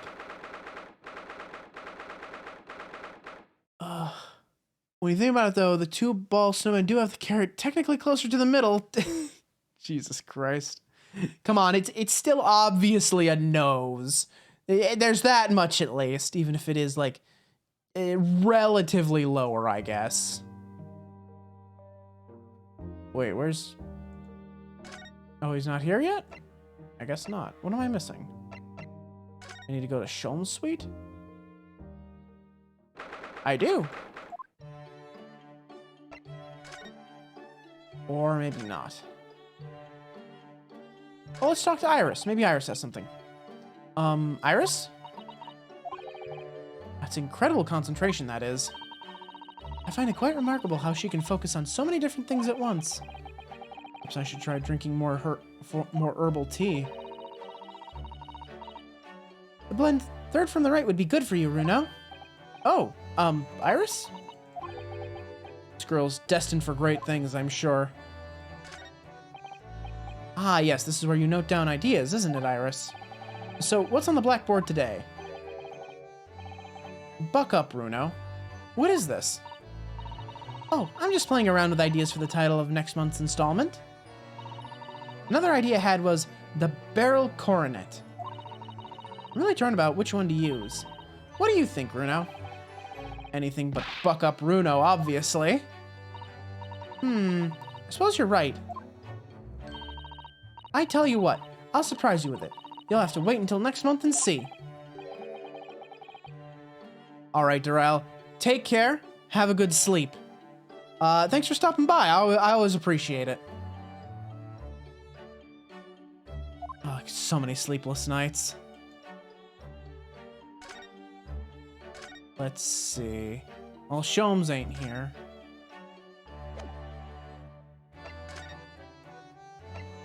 So we're clearly missing something. Oh, we can visit Miss Green again. No, not really. Am I missing something from perhaps Mr. Shamspeare's room? Because I'm clearly missing something.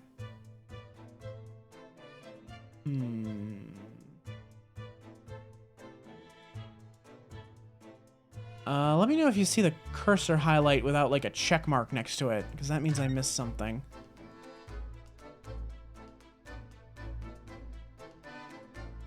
So I have this one.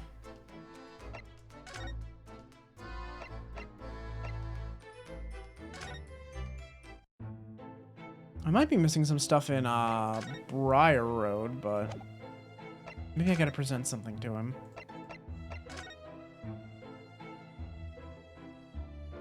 Let's see. There's nothing too remarkable about this.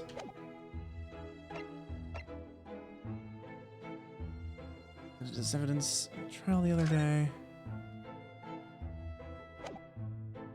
Let's see.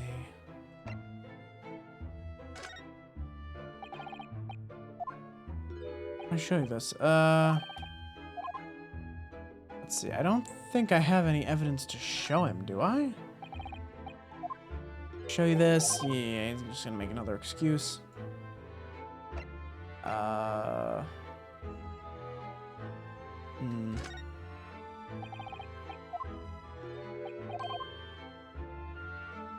that's a shame.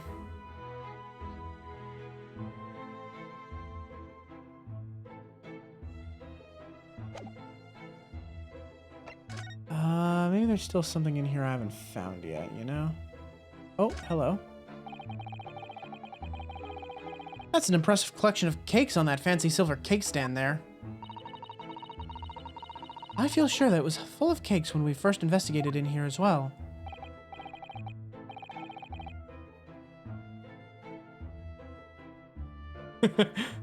Oh, you're the hot guy? Model cousin. Wait. Model cousin. Oh, wait. Oh, did we... Are you also from Artemis? Did you also get your model from Artemis? Is that it? Oh, wait a minute. Wait.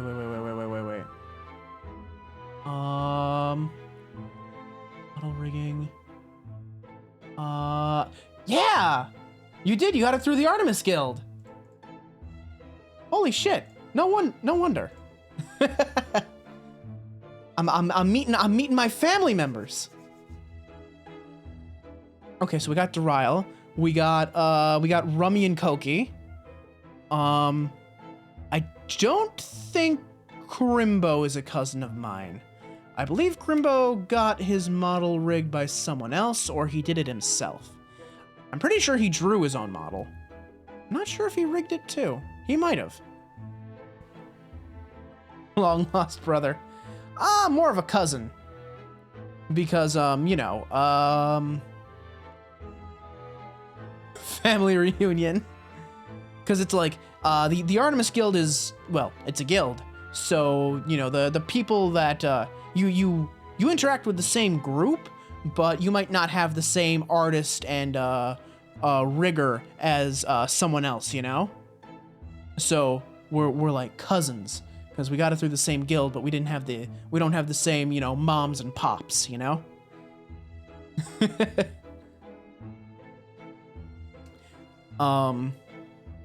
So we go for cousin there. It was one person, not many artists. Oh, see, okay, so that's the other thing.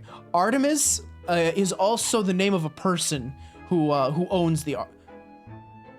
They either own it or they just operate it, or they're just, I don't know. Artemis is also the name of a person who is in the Artemis Guild.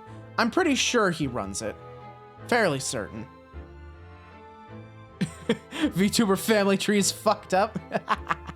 Just a little bit. I'm going to have to actually check out Daryl later. Hang on. I'm going to pop over here. I'm going to drop a little follow on him. I will check him out later. Anyway, But yeah, Crimbo's very... Sorry. Crimbo's very talented. Big agree. Crimbo's a very cool dude. I've met Crimbo kind of like before either of us became VTubers. We met. I'm willing to bet he doesn't remember me, or at the very least he doesn't recognize me as Alistair.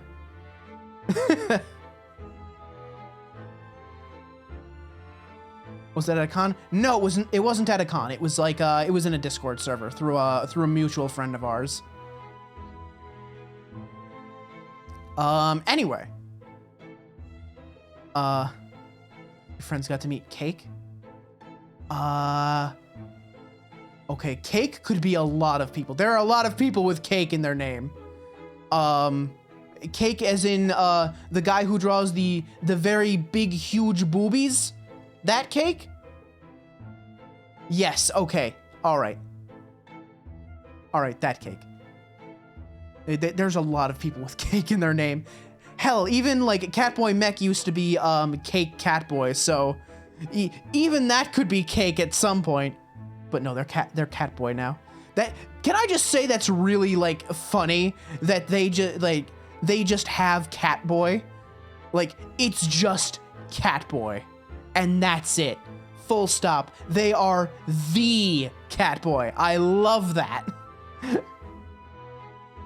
I wish I could catch more of Catboy's streams. I used to like go to like a bunch of them and be like really active in their chat, but like the time they stream lately just really hasn't worked out for me all that well. I try to at least lurk when I can, you know. Reminds me of Velvet, VTuber of the Week. Oh, yeah. That's right. The Velvet is the name of the person who runs VTuber of the Week, isn't it? I wonder, I have to like DM them and see like what, do I have to like fill out an application to be part of VTuber of the Week to get, you know, slotted into that, which I'm assuming is either either a wait list or a lottery or something like that. I don't know. I should DM them at some point and see what's going on there, cause boy howdy, I'd like to be VTuber of the Week. I'd like to expose my nonsense to a whole bunch of people that didn't ask for it. The VTuber of you're like, aw, Mabel, you're sweet. There is an application. Ooh, all right, I'll have to do that. I got a bunch of applications to apply for recently. Well, not recently. Like, I remember, God, what was it? It was last November, like a year ago. Niji Sanji opened up auditions. So I sent one like long before I'd even become a VTuber. It's like, yeah, I've been streaming for a month. And it's like, yeah, I figured they wouldn't pick me. They weren't gonna like select someone who'd only been streaming for like a month with barely any experience, barely any handle on the kind of content they wanted to make.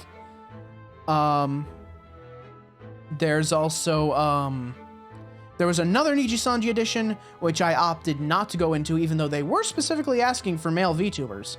I decided not to go with that because I realized at the time, well, at this point, I've kind of got a foothold. I've got a community. I've got like people that are like making fan art, and like I've got like all these like really lovely people and friends that I've made. I can't give that up. I've got a model. I've got, you know, a model that I really like, especially. It's like, and can I just say, can I give you my hot take? I think that that the majority of the large company VTuber models are very cheap looking. And I think the new costumes that came out in the summer for Hololive EN, I think especially they were very cheap looking. Like, I think Gura, like poor Gura, got done real dirty with her cat shark model, because when she turns her head, if she turns her head really far like this or like this, if she does this either way, the chin starts to look really, really two-dimensional. it looks really two-dimensional. It looks like a piece of paper. And that's a problem. And worse yet, the ear, like look at my ear. I can like flip it up and I can turn my head all the way, and my ear is still very clearly firmly attached to my head. Gargura, when she turns her head, the cat ear starts to detach from her head a little bit. It's really unfortunate, and it's really sad because Gura's so talented. She deserves so much better than that. Like she hit like 1 million subscribers on YouTube so goddamn fast. She deserves the world. She deserves like a really high quality model. So much better than that, man. It hurts me, you know? And the design is like really cute too. It's a really cute design and the costume is super cute. But those little details, they ruin the immersion, you know? It's very important. It's like a video game. Immersion is very important. I don't know. It's just unfortunate. And I think like the Nijisanji avatars are fine, but again, they're very cheap and they're very minimally rigged. Like if you notice when I speak, my mouth like changes shape, right? Like I have like E, A, O, U. You can see like the different vowels, my mouth changes shape.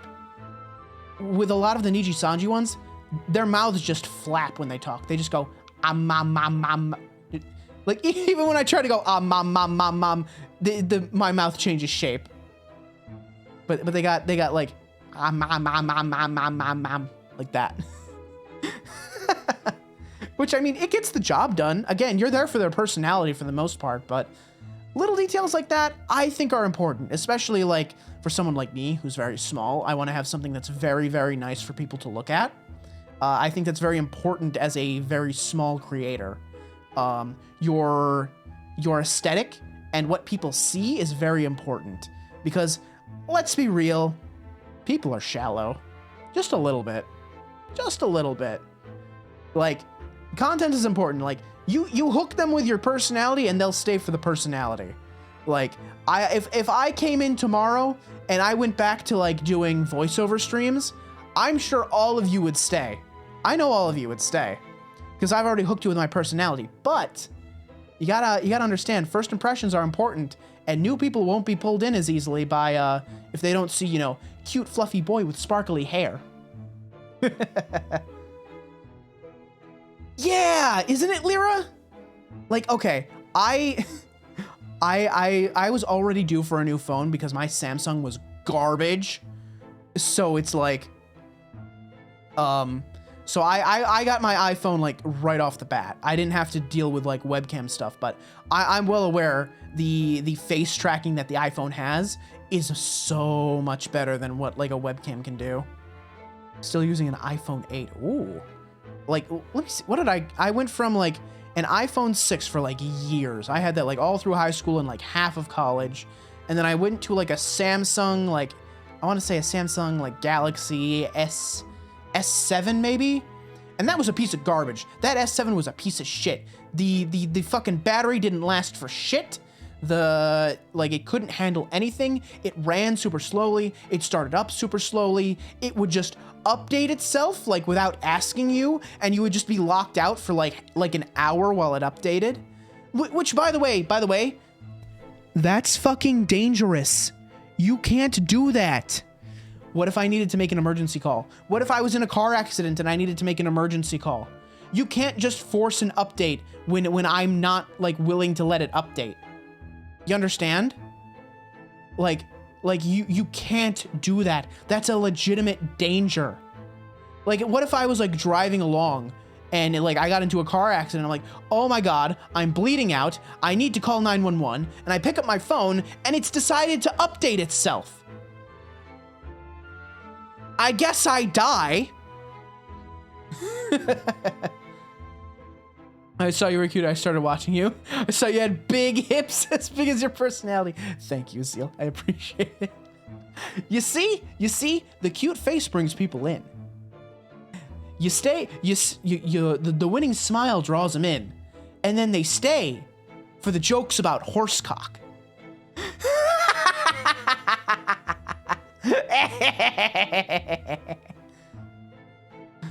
Anyway, this poor man has been sitting here, like, waiting for us to continue the story for probably 20 minutes now.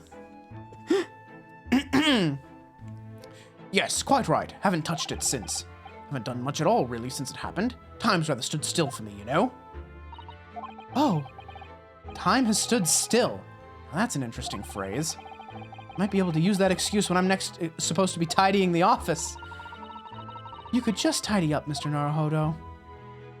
Can I just say, I just love that Susato's just fucking psychic. I love that. That's wonderful. Let's see, is there anything else? Ah, the window.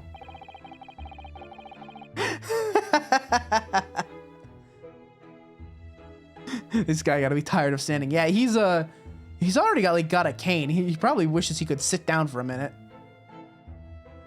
Precursor to the Fae family? You know, maybe. There's a good view over the wintry East End from up here. It's an oppressively gray scene. There's really nothing comparable in Japan. And down below, Briar Road, partly blanketed in snow. And the pavement where poor Miss Green was struck in the back by that knife. Thinking about it, this is the only room in this building that actually has a window to the outside world. Sometimes, Great Britain really does seem like a strange land, doesn't it? I suppose for all foreign cultures seem strange at first. Imagine how an Englishman would feel arriving on Japan and seeing people with a chonmoge top knot. That's a tongue twister. Well, that's a good point. We still got all this Smash stuff. Oh yeah, his wife must probably be still being held by the police. That's a shame. These shelves look like they've been completely torn apart by a wild beast. Reminds me of the Battle of Maiwan, don't you know? Ah, the experiences of a seasoned veteran. Enemy had us surrounded on all sides. We really thought we were done for, the whole bully company. We were taking a real pounding from the cannons, so all we could do was run for our lives. Oh, I thought that story was going in a different direction, actually. Well, the whole experience taught me one thing, I can tell you. When you're done for, you're really done for. Ugh. That's not what a lawyer who often finds himself under fire would want to hear. Let's see, is that it? Really? I must be missing something, right? Have to be. Otherwise the plot would have progressed by now, or I could go to the prison and find poor Soseki. Maybe there's something else outside on Briar Road. Possibly. Let's see. Don't mind me just doing a quick sweep.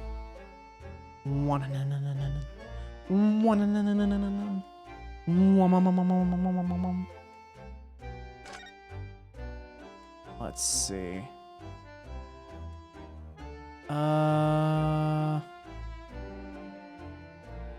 There's really nothing else here. What am I missing here? Am I stupid? Am I blind? Could be both. Probably is both. Alright, let me check the prison. Maybe I need to just examine the prison. Maybe he's just hiding somewhere. I can't examine either. Can't examine, can't converse, can't present. I need to present something to him? I don't have anything to present, I don't think. Homes is sweet. Can't go back to the office. You stop typing, I keep typing. You're so cute. Sorry, I'm more unhinged in marriage proposals.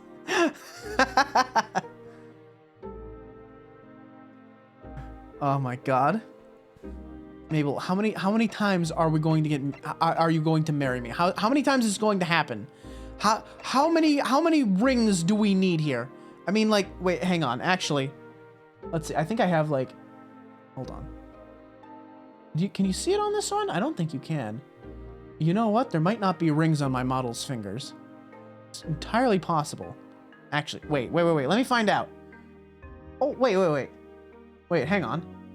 Wait, did the rings disappear? Hang on. Oh no. That's an inconsistency I didn't notice. You can see there's rings on my finger. And then they disappear. Wait, what about the other hand? No, this one stays the same. Well, I think the middle finger ring disappears. Ah, well, I don't care. That's not a big deal. It's fine. What alarms me a little bit more is that, well, I'm gonna like mess up my whole positioning here, but fuck it, I'll show you. Something I noticed when I was trying to do some chroma keying. Let me show you a little something. Let me just zoom in. I think it's like right over here. Hang on. You might be able to see it if I get real up close. You can see there's a teeny tiny little hole in my tail. Little itty bitty bitty bitty. Teeny tiny. It's fine. It's really not a big deal. I don't mind. It's such a minute detail. You wouldn't see it unless you were like trying to do like pixel perfect like chroma keying, which I was at the time. All right, I think this is the right position? I think it is. Let's see. Not quite. Right about there. Maybe zoom out a little bit too. Let's see. How's that? That good? That's good. There we go. If it was me, it would not be acceptable. I would keep staring. I'm sure if I contacted them, they'd be willing to like clean that up because it's a very minor thing that would be very hard to like notice. Gotta go spend $1 million on a ring. Why spend $1 million on a ring and like inflate the fucking like jewelry market when I could just go out and steal it? I'll steal us a whole bunch of rings. We could make a fucking necklace out of the rings. We could that Lord of the Rings wedding, Lord of the Rings themed wedding. You know, okay, now don't kill me. Please don't kill me. I have not seen Lord of the Rings. I have absorbed a good amount of it through osmosis, like with Star Wars, but I haven't actually seen it. And to be fair, they're very long movies. Watching those movies is like an entire day event if you want to watch all three.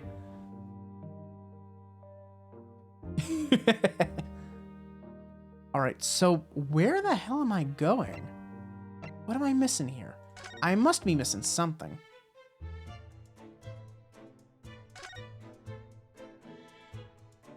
Like, there really doesn't appear to be anything else that I could be missing, right?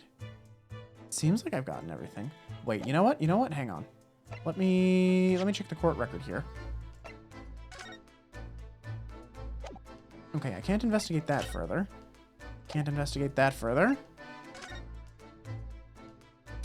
Let's see.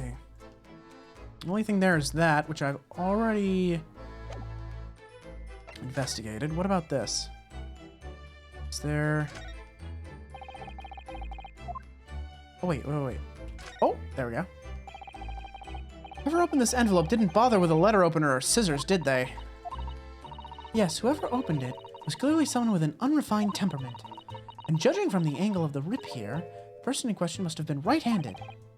Mr. Sato, I think perhaps someone's been reading too much of the adventures of Sherlock Sholmes. You can never read too much of it, Mr. Naruhodo. Never. That it then? Truly? I suppose so. Nothing like inside, is there?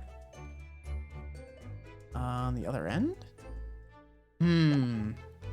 Alright, I'm missing something here. Something rather important. Let me just make sure I've shown everything to Mr. Gyarados. I might need to present him with something.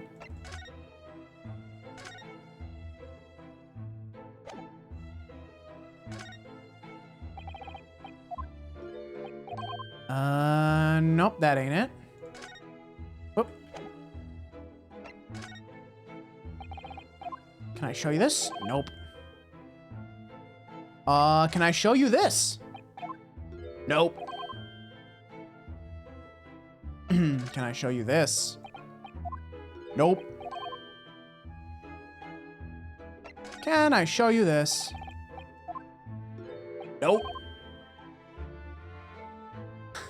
Movie night. I'm gonna make Alistair tea and cookies and make him tea cookies and make him tea. Burrito. I do enjoy a good blanket burrito. That is very cozy. I like that. All right. So if that's not it, we must still be questioning Mr. Natsume, so we can't do anything there yet. Sholmes' suite, perhaps? I don't know. I mean, there's certainly stuff to investigate here, but I don't think any of this is gonna... Really tends to forget, you see. As soon as he's involved, he hates, in fact. Once when he read one of my manuscripts, we had a terrible argument about it. Never have I solved such a case, he said. He was absolutely adamant. Sometimes I wonder if he's from another planet. Don't you? Let's see here. Because I don't think there's anything here that warrants further investigation. I'd be surprised if there was. This enormous machine takes up the entire desk, doesn't it? It's really very imposing. Ah, Hurley's great analytoscope. Yes, it can analyze anything at all, you know. I've never seen anyone actually using it. Well, it's his invention, so I don't know how to operate it. Why don't you get it to analyze its own operation, then? Ooh, Runo, your eyes are sharp today, aren't you? All right, that's not gonna help us. I feel like it can't be anything here, because, like, Iris won't even talk to us. Maybe there's something here that I'm missing, right? Possibly? Rat. Rats, rats, we are the rats. About another birthday bash. Michael, it's your birthday today. Cake and ice cream is on its way. And Michael's been such a good boy this year. Open up your gifts while we all cheer. This looks like the treatment notes for whoever's occupying this bed. Let's see. Do not permit to run around the hospital. Patient doesn't seem to be here at the moment, so he or she is probably running around the hospital then. Oh dear, how worrying. What's worrying is why they haven't discharged the patient yet. There are all sorts of medicines in this cabinet. Look, I'm not sure if it's safe leaving them in reach of everyone like this. Yes, you're right. I can imagine if you were Peckish, you might try a whole bottle or two. Well, at least there seems to be a little lock to secure the cabinet doors.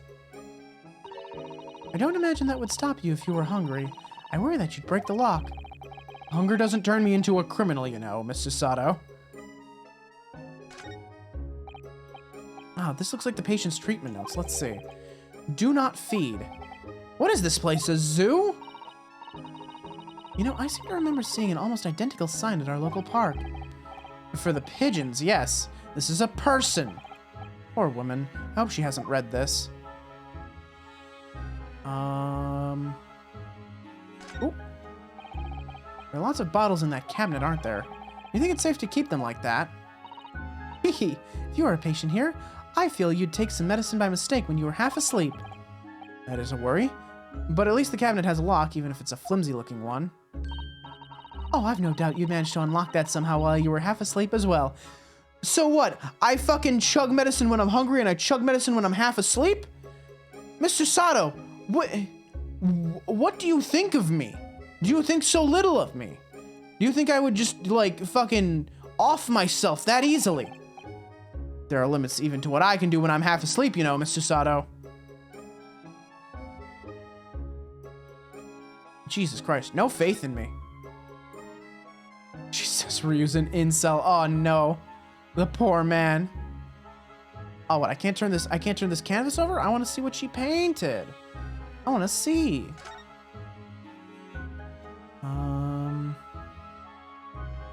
No, I've searched everything here as well now. Ah, what am I missing? What could I possibly be missing?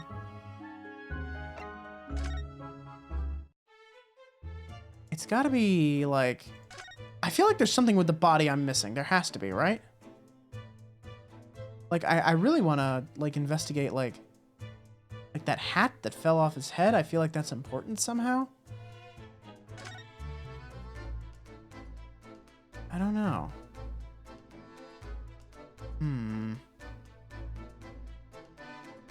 Something really isn't sitting right with me here. What am I missing?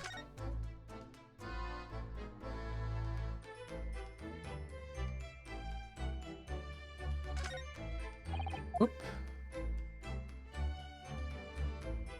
All right. Femoids? Yes, finally. Finally, you didn't get bonked by Nightbot for saying, or not even Nightbot, by Automod for saying femoids. God, I don't know what I'm missing. Hey Lyra, if you're still here, can you tell me, like, what I'm missing here? Because I'm about to spend the next 20 minutes, like, running around in circles until I find whatever the hell I'm supposed to find. Because, I can't see anything here. Don't remember. Oh, no. Oh, no.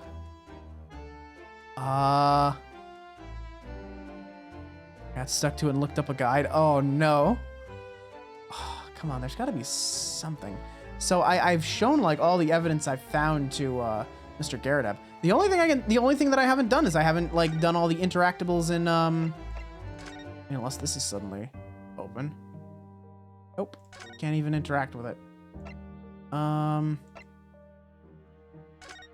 It's just some stuff to interact with in Mr. Sholmes' suite, I guess.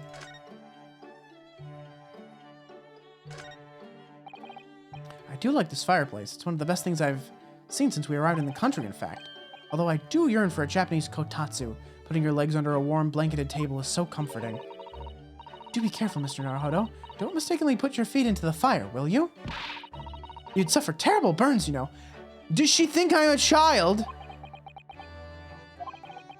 Worry sometimes about how Susato-san sees me.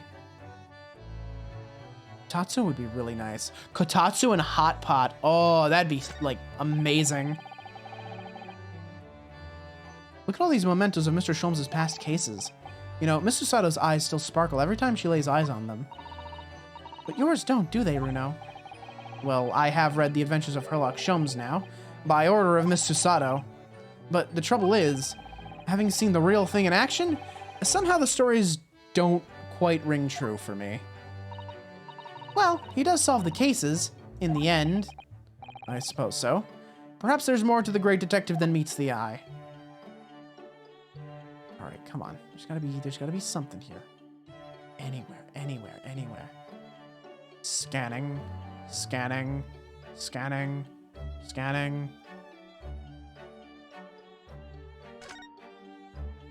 Oh, here's something. There's all sorts on these shelves. Chemistry apparatus. I think you mean apparati. Multiple. Books, papers, and lots of things I've never seen before. It's all heaped up so high I can't help feeling that the whole lot is going to topple at any moment. It looks as though it might topple, and yet it doesn't. The epitome of Mr. Sholmes' brilliance. I don't get it. As it happens, I'm quite well practiced when it comes to stacking shelves myself. Just the other day, the shelf in my office finally gave way under the strain, though. It looks as though it might topple, and it does. Yes, the epitome of your disarray. I really don't get it. Here's his Stradivarius. This is Mr. Sholmes' famous violin. The one he found being sold for a song at a pawnbrokery. What's it called again? A Shodi something? Oh yes, this wonderful instrument features in The Adventures of Herlock Sholmes. It's a world-famous Stradivarius. What? Stradivarius, Mr. Naruhodo. Stragaver. Are you even trying now? We'll come back to this another time, I think. You need me to pull up a game FAQs for you? Not yet. I'm just gonna finish scanning all this stuff here and see if maybe I can... Why are there bullet holes in the wall? Sholmes? Herlock, were you like practicing your aim on the fucking drywall? Please don't do that. That's a bad idea. You're gonna like what if you hit like the electrical switch? What if you hit like a power main or a water main? That's a charming little white shelf and full of charming little bottles too. Oh yes, but don't touch any of those. They might explode. Ah, a charming shelf full of charming bottles, full of charring ingredients. You know, Harley mistakenly drank from one of them the other day. What? And how? I think he was lucky though. He hasn't exploded yet. Chemistry can be a very hazardous occupation. It's living with Mr. Sholmes that's the hazardous occupation, if you ask me. And unamused, I have these things in my evidence. I've got my armband, the secondhand book receipt, nearby street map, bar of soap, and the torn off envelope. Always strikes me how pretty and neatly arranged this tea set is. It's my favorite one. In fact, I think it's high time for afternoon tea. Wait there. I'll fetch the special blend that I've prepared for today. Oh, Iris, you do love your tea, don't you? She looks so happy at the prospect. After you've drunk it, I'll collect some experimental data, if that's all right. Just what is she about to make me drink? You look closer at the evidence. I believe I did. I think I got all the checks on the evidence. I did check that like a minute ago. I think I got them all. You're missing one thing at the crime scene. Really? That would make sense. I've been over the crime scene like 3 times, though. Huh. Hang on. So... Spears' room. Alright, hang on. Let me see. I feel like it's got to be like around him, right? Oh my god. It's because every time I like swept over it, I was doing like this, like, come on. Come on, look at that. Really?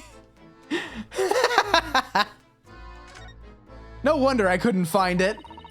Although, truth be told, I should have like tried to investigate it a little bit more closely. It is most likely a poisoned teacup. Ah, one of the teacups that Mr. Shamspear and his guest drank from last night. But don't go drinking from them, Mr. Naruhodo. There's bitter poison inside. I'm not planning on drinking any, don't worry. Anyway, the cups are both empty. That's true. So one was Mr. Shamspear's, and the other must be the cup that Mr. Natsume was drinking from. But Saseki-san wasn't poisoned, of course. Perhaps we should take these so we can examine them in more detail later. A pair of teacups have been entered into the court record. Ah, there it is, the fade to black. Ah, thank goodness. Looks like you're having a good snoop around, eh? Inspector Gregson, back so soon? After I threw that little Japanese fellow in the clink, I went and reported this to the investigation division. In 5 minutes' time, this place will be cordoned off by the yard. Oh, I see. Well, we better be leaving then. Poor Mr. Natsume must be feeling very low being back in his cell again so soon.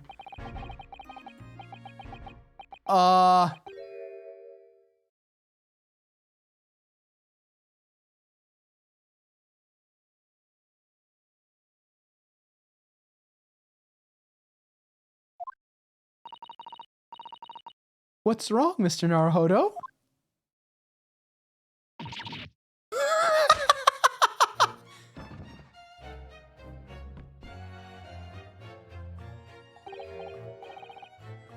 Out! Out, brief candle! Life's but a walking shadow. A poor player that struts and frets his hour upon the stage, and then is heard no more. Now, how soundeth the next part?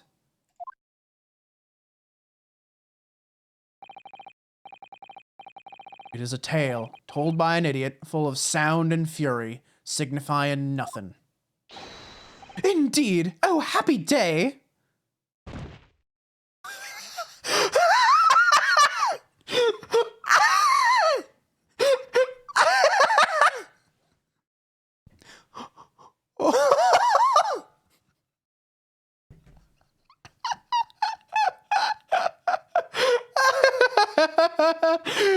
That's just me before and after stream. Before stream, I'm like, slowly get up. It's like, hey guys, how's it going? Horsecock, am I right? And then after stream, it's just like,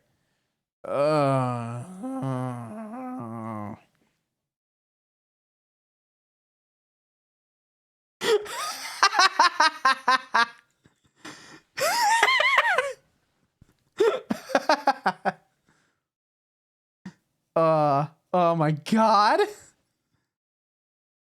Nice Sonic impression. Thank you. Whoop. Walking Dead!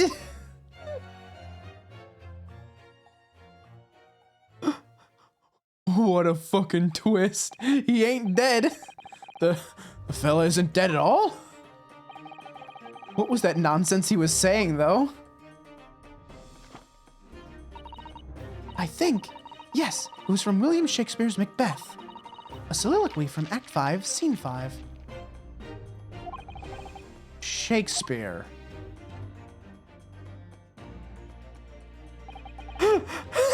I'm sorry, I'm amused.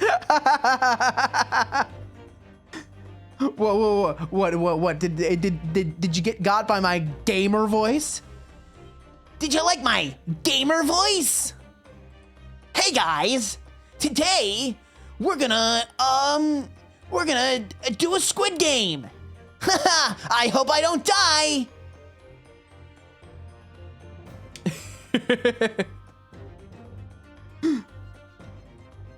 Oh my god.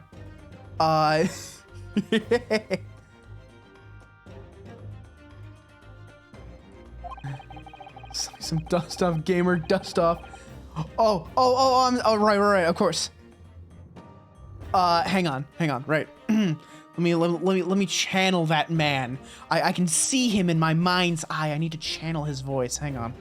I will sell you the gamer dust off. Just give me a second. I need to channel. I need to.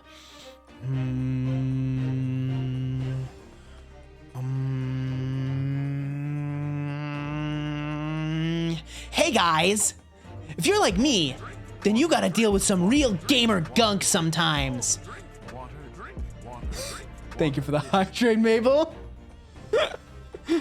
You gotta deal with some real gamer gunk. Look at that, all those germs, grody. But with this gamer dust off, you can get all that gross hair and food crumbs out of your gamer gear. And we all know clean gear performs better. Look at that. Dorito crumbs, snot gunk, and enough skin cells to clone yourself.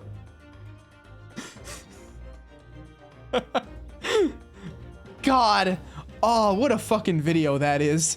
Jesus Christ. Anyway. Thank you for the hydrate, Mabel. I will do just that.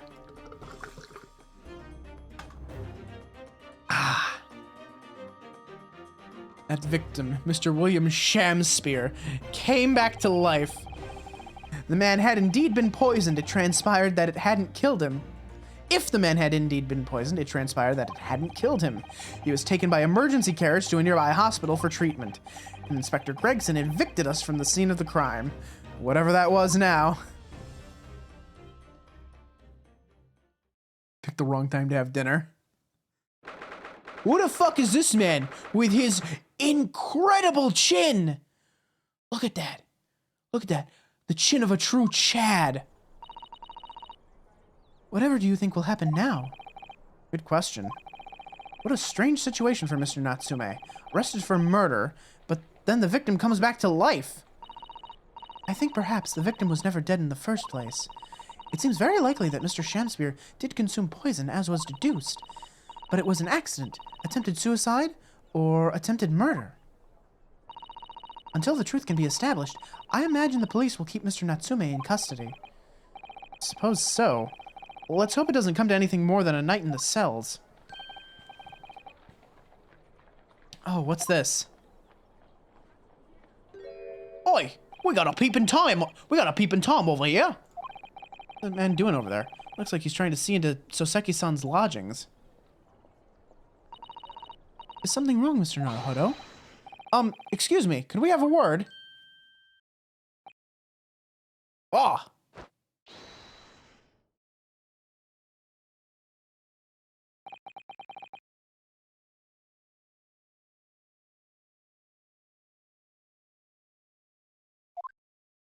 Okay, I guess. There he fucking goes. I sure feel like I've seen that man somewhere before. Where was it? I do too, but I don't remember. Well, we've done as much investigating here as we can, I think. Perhaps we ought to go to the prison and speak with Mr. Natsume again. A good idea. Well, that man's just fucking gone. He does look a little familiar, though, doesn't he? I'm sure they'll clue me in as to where he came from. Maybe he was like a jury person at some point. A juryman. Juror, that's it. Juror is the word. Not juryman. Mr. Natsume, have the police finished questioning you now? Locum student Mr. Naruhodo Esquire! Oh, yes? What is he? Tell me! Is he a ghost? Is he here to haunt me? Let me guess. You're talking about Mr. Sholmes? He actually calls himself a great detective, Mr. Natsume, not a ghost. But his diabolic deductions, they're not of this world. They've left me. Ah, cursed! I'm cursed, I tell you. Well, that sort of hurts. Credit where credit is due, Mr. Naruhodo. You were heavily involved in the deduction, too. Yes, moving on. We have some wonderful news. Oh?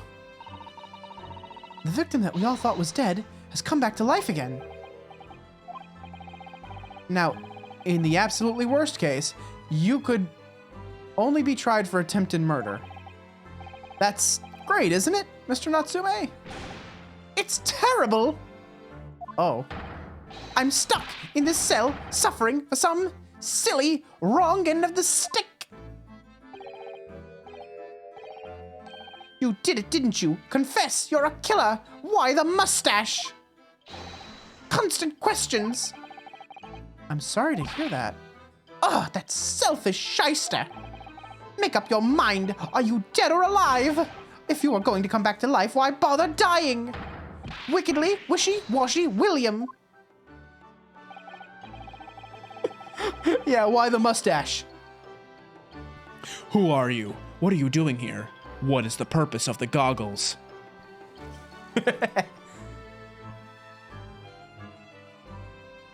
Do you know where the milkman is?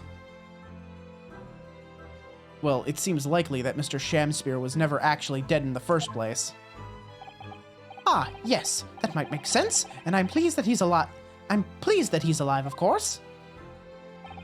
Our lively debate last night was much fun. I'd be sad to think it was our last. Oh. Oops.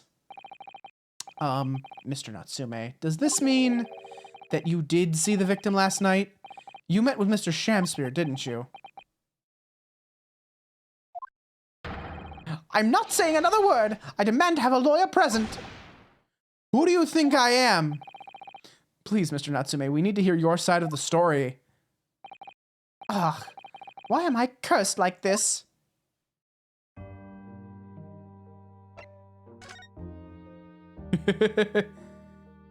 Where's the goggles thing from? Psychonauts!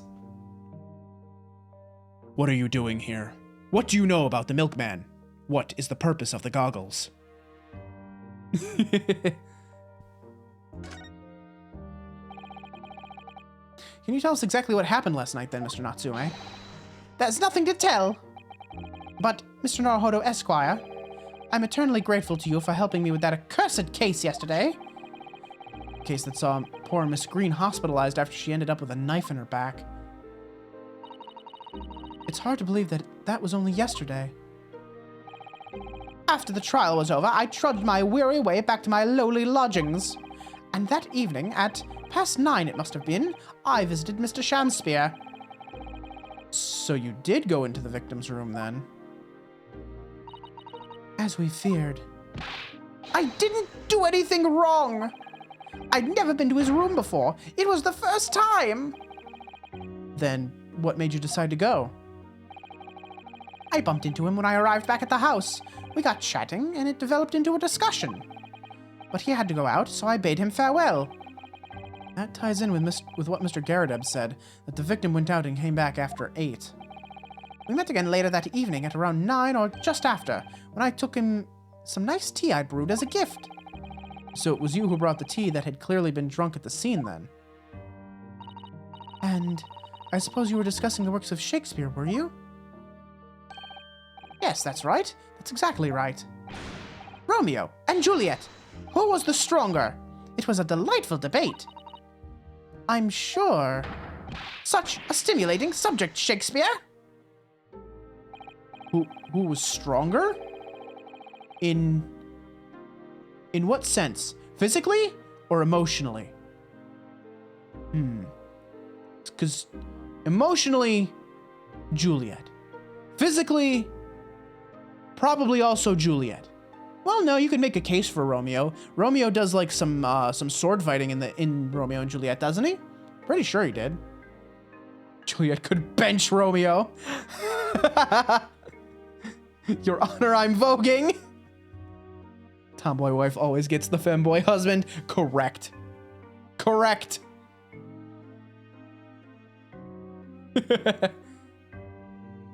Amazing. And the debate became very heated, so you slipped poison into Mr. Shamspeare's tea. No, never, not at all. Team Juliet won. That was me. And when I left his room, the flamboyant fellow was fighting fit. I swear it, categorically. Cursed existence. Mr. Natsume, you often say the same thing about yourself, I've noticed. That you have a cursed existence. I'm sure I've mentioned this to you before, but I've been here in Great Britain for a year now, and in that time, I've learned that it's no place for me. It can be very trying to live in a foreign land and adapt to the ways of another culture. There are foreigners everywhere I look, and they all stare at me. They all laugh. That's the impression I get whenever I go out. It makes me scared to leave my room. Which is why I've become a recluse. Even in my room, I find no respite from my fears. I've moved more times than I can remember. And then, 1 week ago, I moved into Briar Road. But why? I mean, why did you choose that place? It doesn't seem very comfortable. Because the rent is cheap. I have so little money, it spoke to me. The rent? Obviously, there's a reason why it's cheap. Because the room is cursed. Cursed? And cursed how? The previous occupant, a man who lived there before I took the room, died there. Oh no! He was only a young man, but one morning he was found dead, and no one could explain why. Surely no one would want to live in a room with a history like that. I didn't. When the letting agent recommended the place, I wavered. But I want books, and books cost money. A horrible history is a small price to pay. When I realized it would mean I could buy more books, I signed the lease like lightning. Brave? Or blinkered? After I moved in, I soon came to realize what I'd done. I realized how horrible that room's history really was. Gosh, was it really so awful?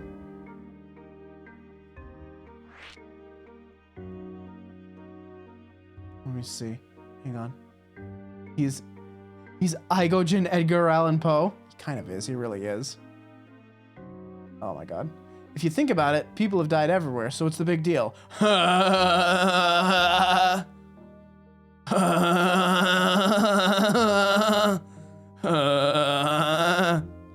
No, I gotta get it deeper. I can feel something in my throat like shifting and popping when I try to do that. It's like preventing me from doing it as deeply as I want to. Hang on.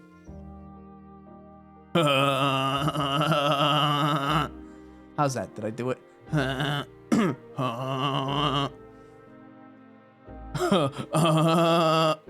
It keeps going higher than I want it to. Stay deep, goddammit. I want it to stay deeper. I can't do it. My stupid fucking femboy voice won't let me.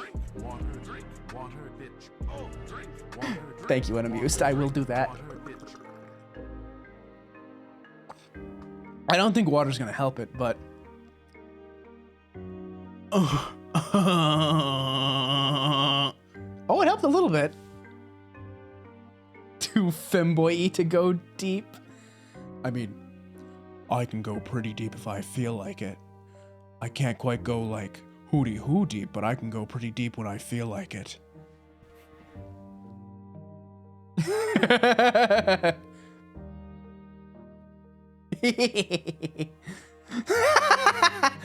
Oops, I broke Mabel. Again. Oh well. I broke Zeal too. Shit. I heard it was going deep. Scully, hi! You came in at a great time. How you doing? Don't hurt my throat. Oh no, don't worry. Like the Seth Rogen laugh will like hurt my throat a little bit, but just going deep is it's not that hard really. I can do this pretty easily. This doesn't really put much strain on me at all. I can go real deep if I feel like it. I can get real raspy too.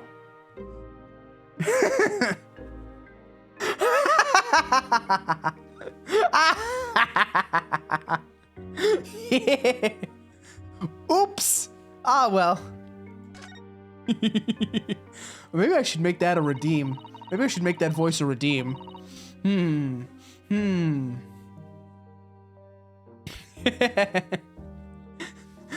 Oopsie. I accidentally broke them again. Oh well. You can do that more often. You'll die? Oh, well, that sounds like a you problem, Zeal. How did this room's horrible history affect you, Mr. Natsume?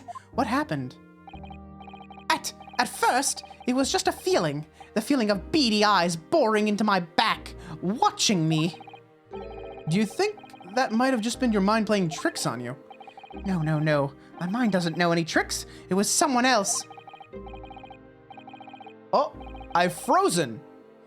So normally when my model freezes like this, it's because I forgot to plug my phone in and it's giving me like a battery alert. What I'm looking at right now is an Amber Alert. I froze because of an Amber Alert this time. Huh. Well, let me actually, you know what? I'm gonna break again for just a second. I'm actually going to look at that. I probably should, right? Wait, where is it? Where is the Amber Alert? Hello? Wait, where do I? Oh, on the Samsung it would just show up in my texts. This one didn't show up in my texts, so I don't know. I'll check it up later.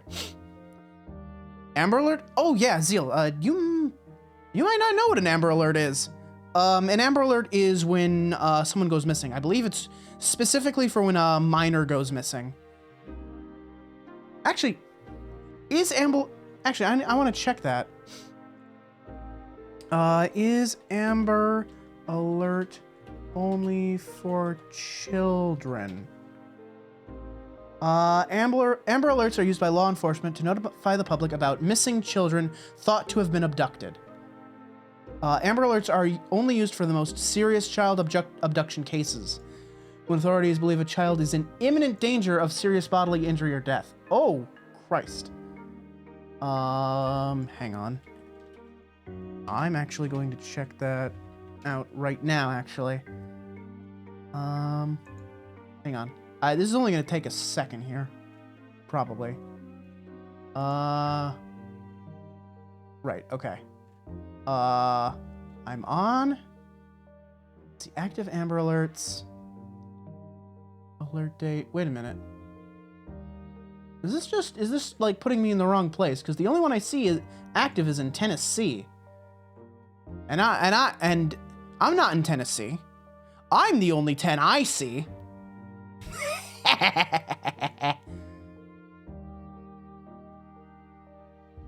Anyway, I'll check that out later. Anyway, back to this. It's been one long nightmare ever since I was given the keys to that place.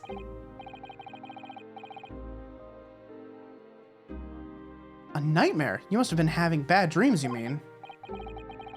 All the souls who've died in that room lean over me in my sleep and try to strangle me. That really is horrible. And now I come to think of it, it happened again last night, too.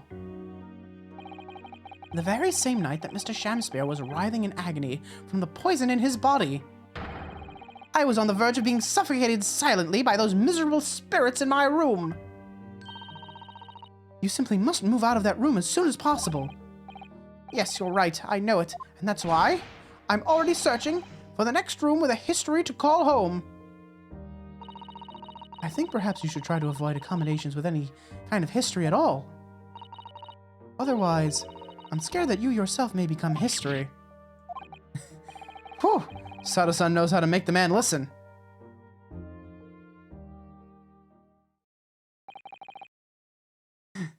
I will not be impulsive because of deepest hair.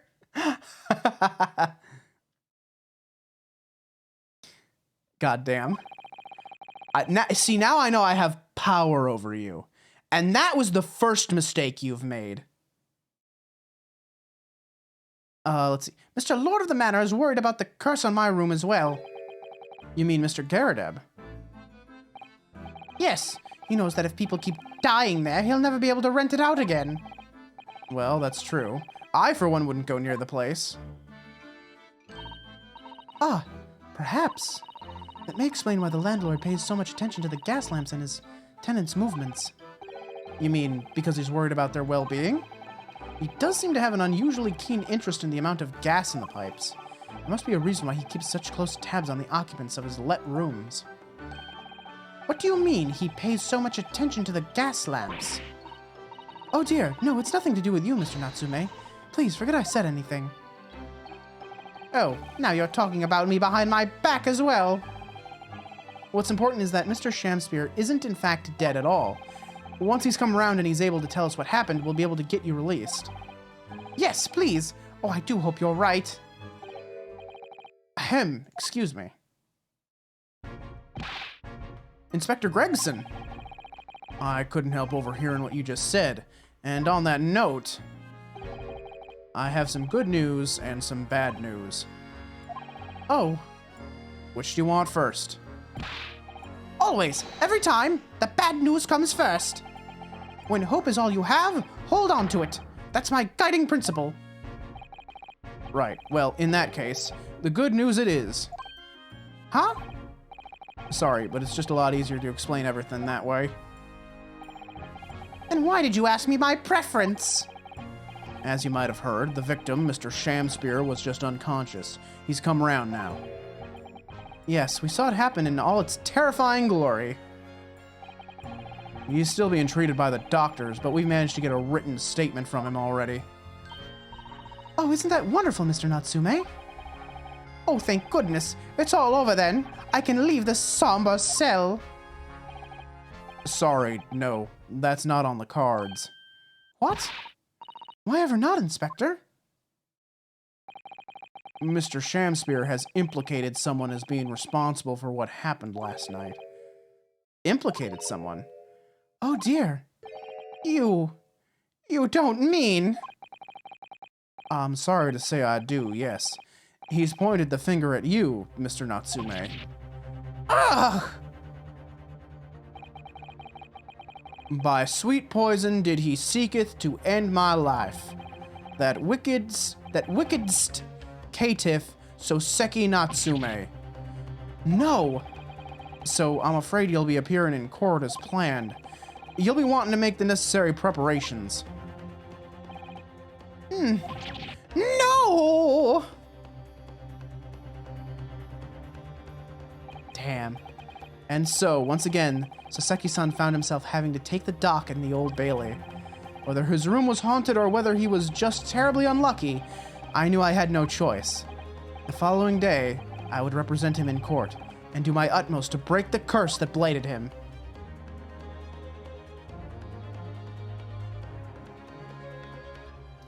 To be continued. Ooh, this is going to be a real interesting case. I'm real curious to hear what happened, especially with this man who was dead and then he got back up. And boy howdy, he looks like he's going to be a fun character. And oh Mabel, oh yes, you know who's coming next time. You know who's showing up next time. He has to be, right? He has to be. All right. So with that, it's been about 3 hours, and this is a very good stopping point, I think. Yeah, he has to be. If he's not, I'm going to be so sad. If they pull out, like, some other, like, fucking prosecutor, I'm just going to be sad. We're all going to be sad, unless he's, like, equally as hot. Anyway. It's Ouchie. Oh, God. Ouchie comes all the way from Japan just to prosecute this one single case. Oh, God, please, no. All right, so with that, we are done here.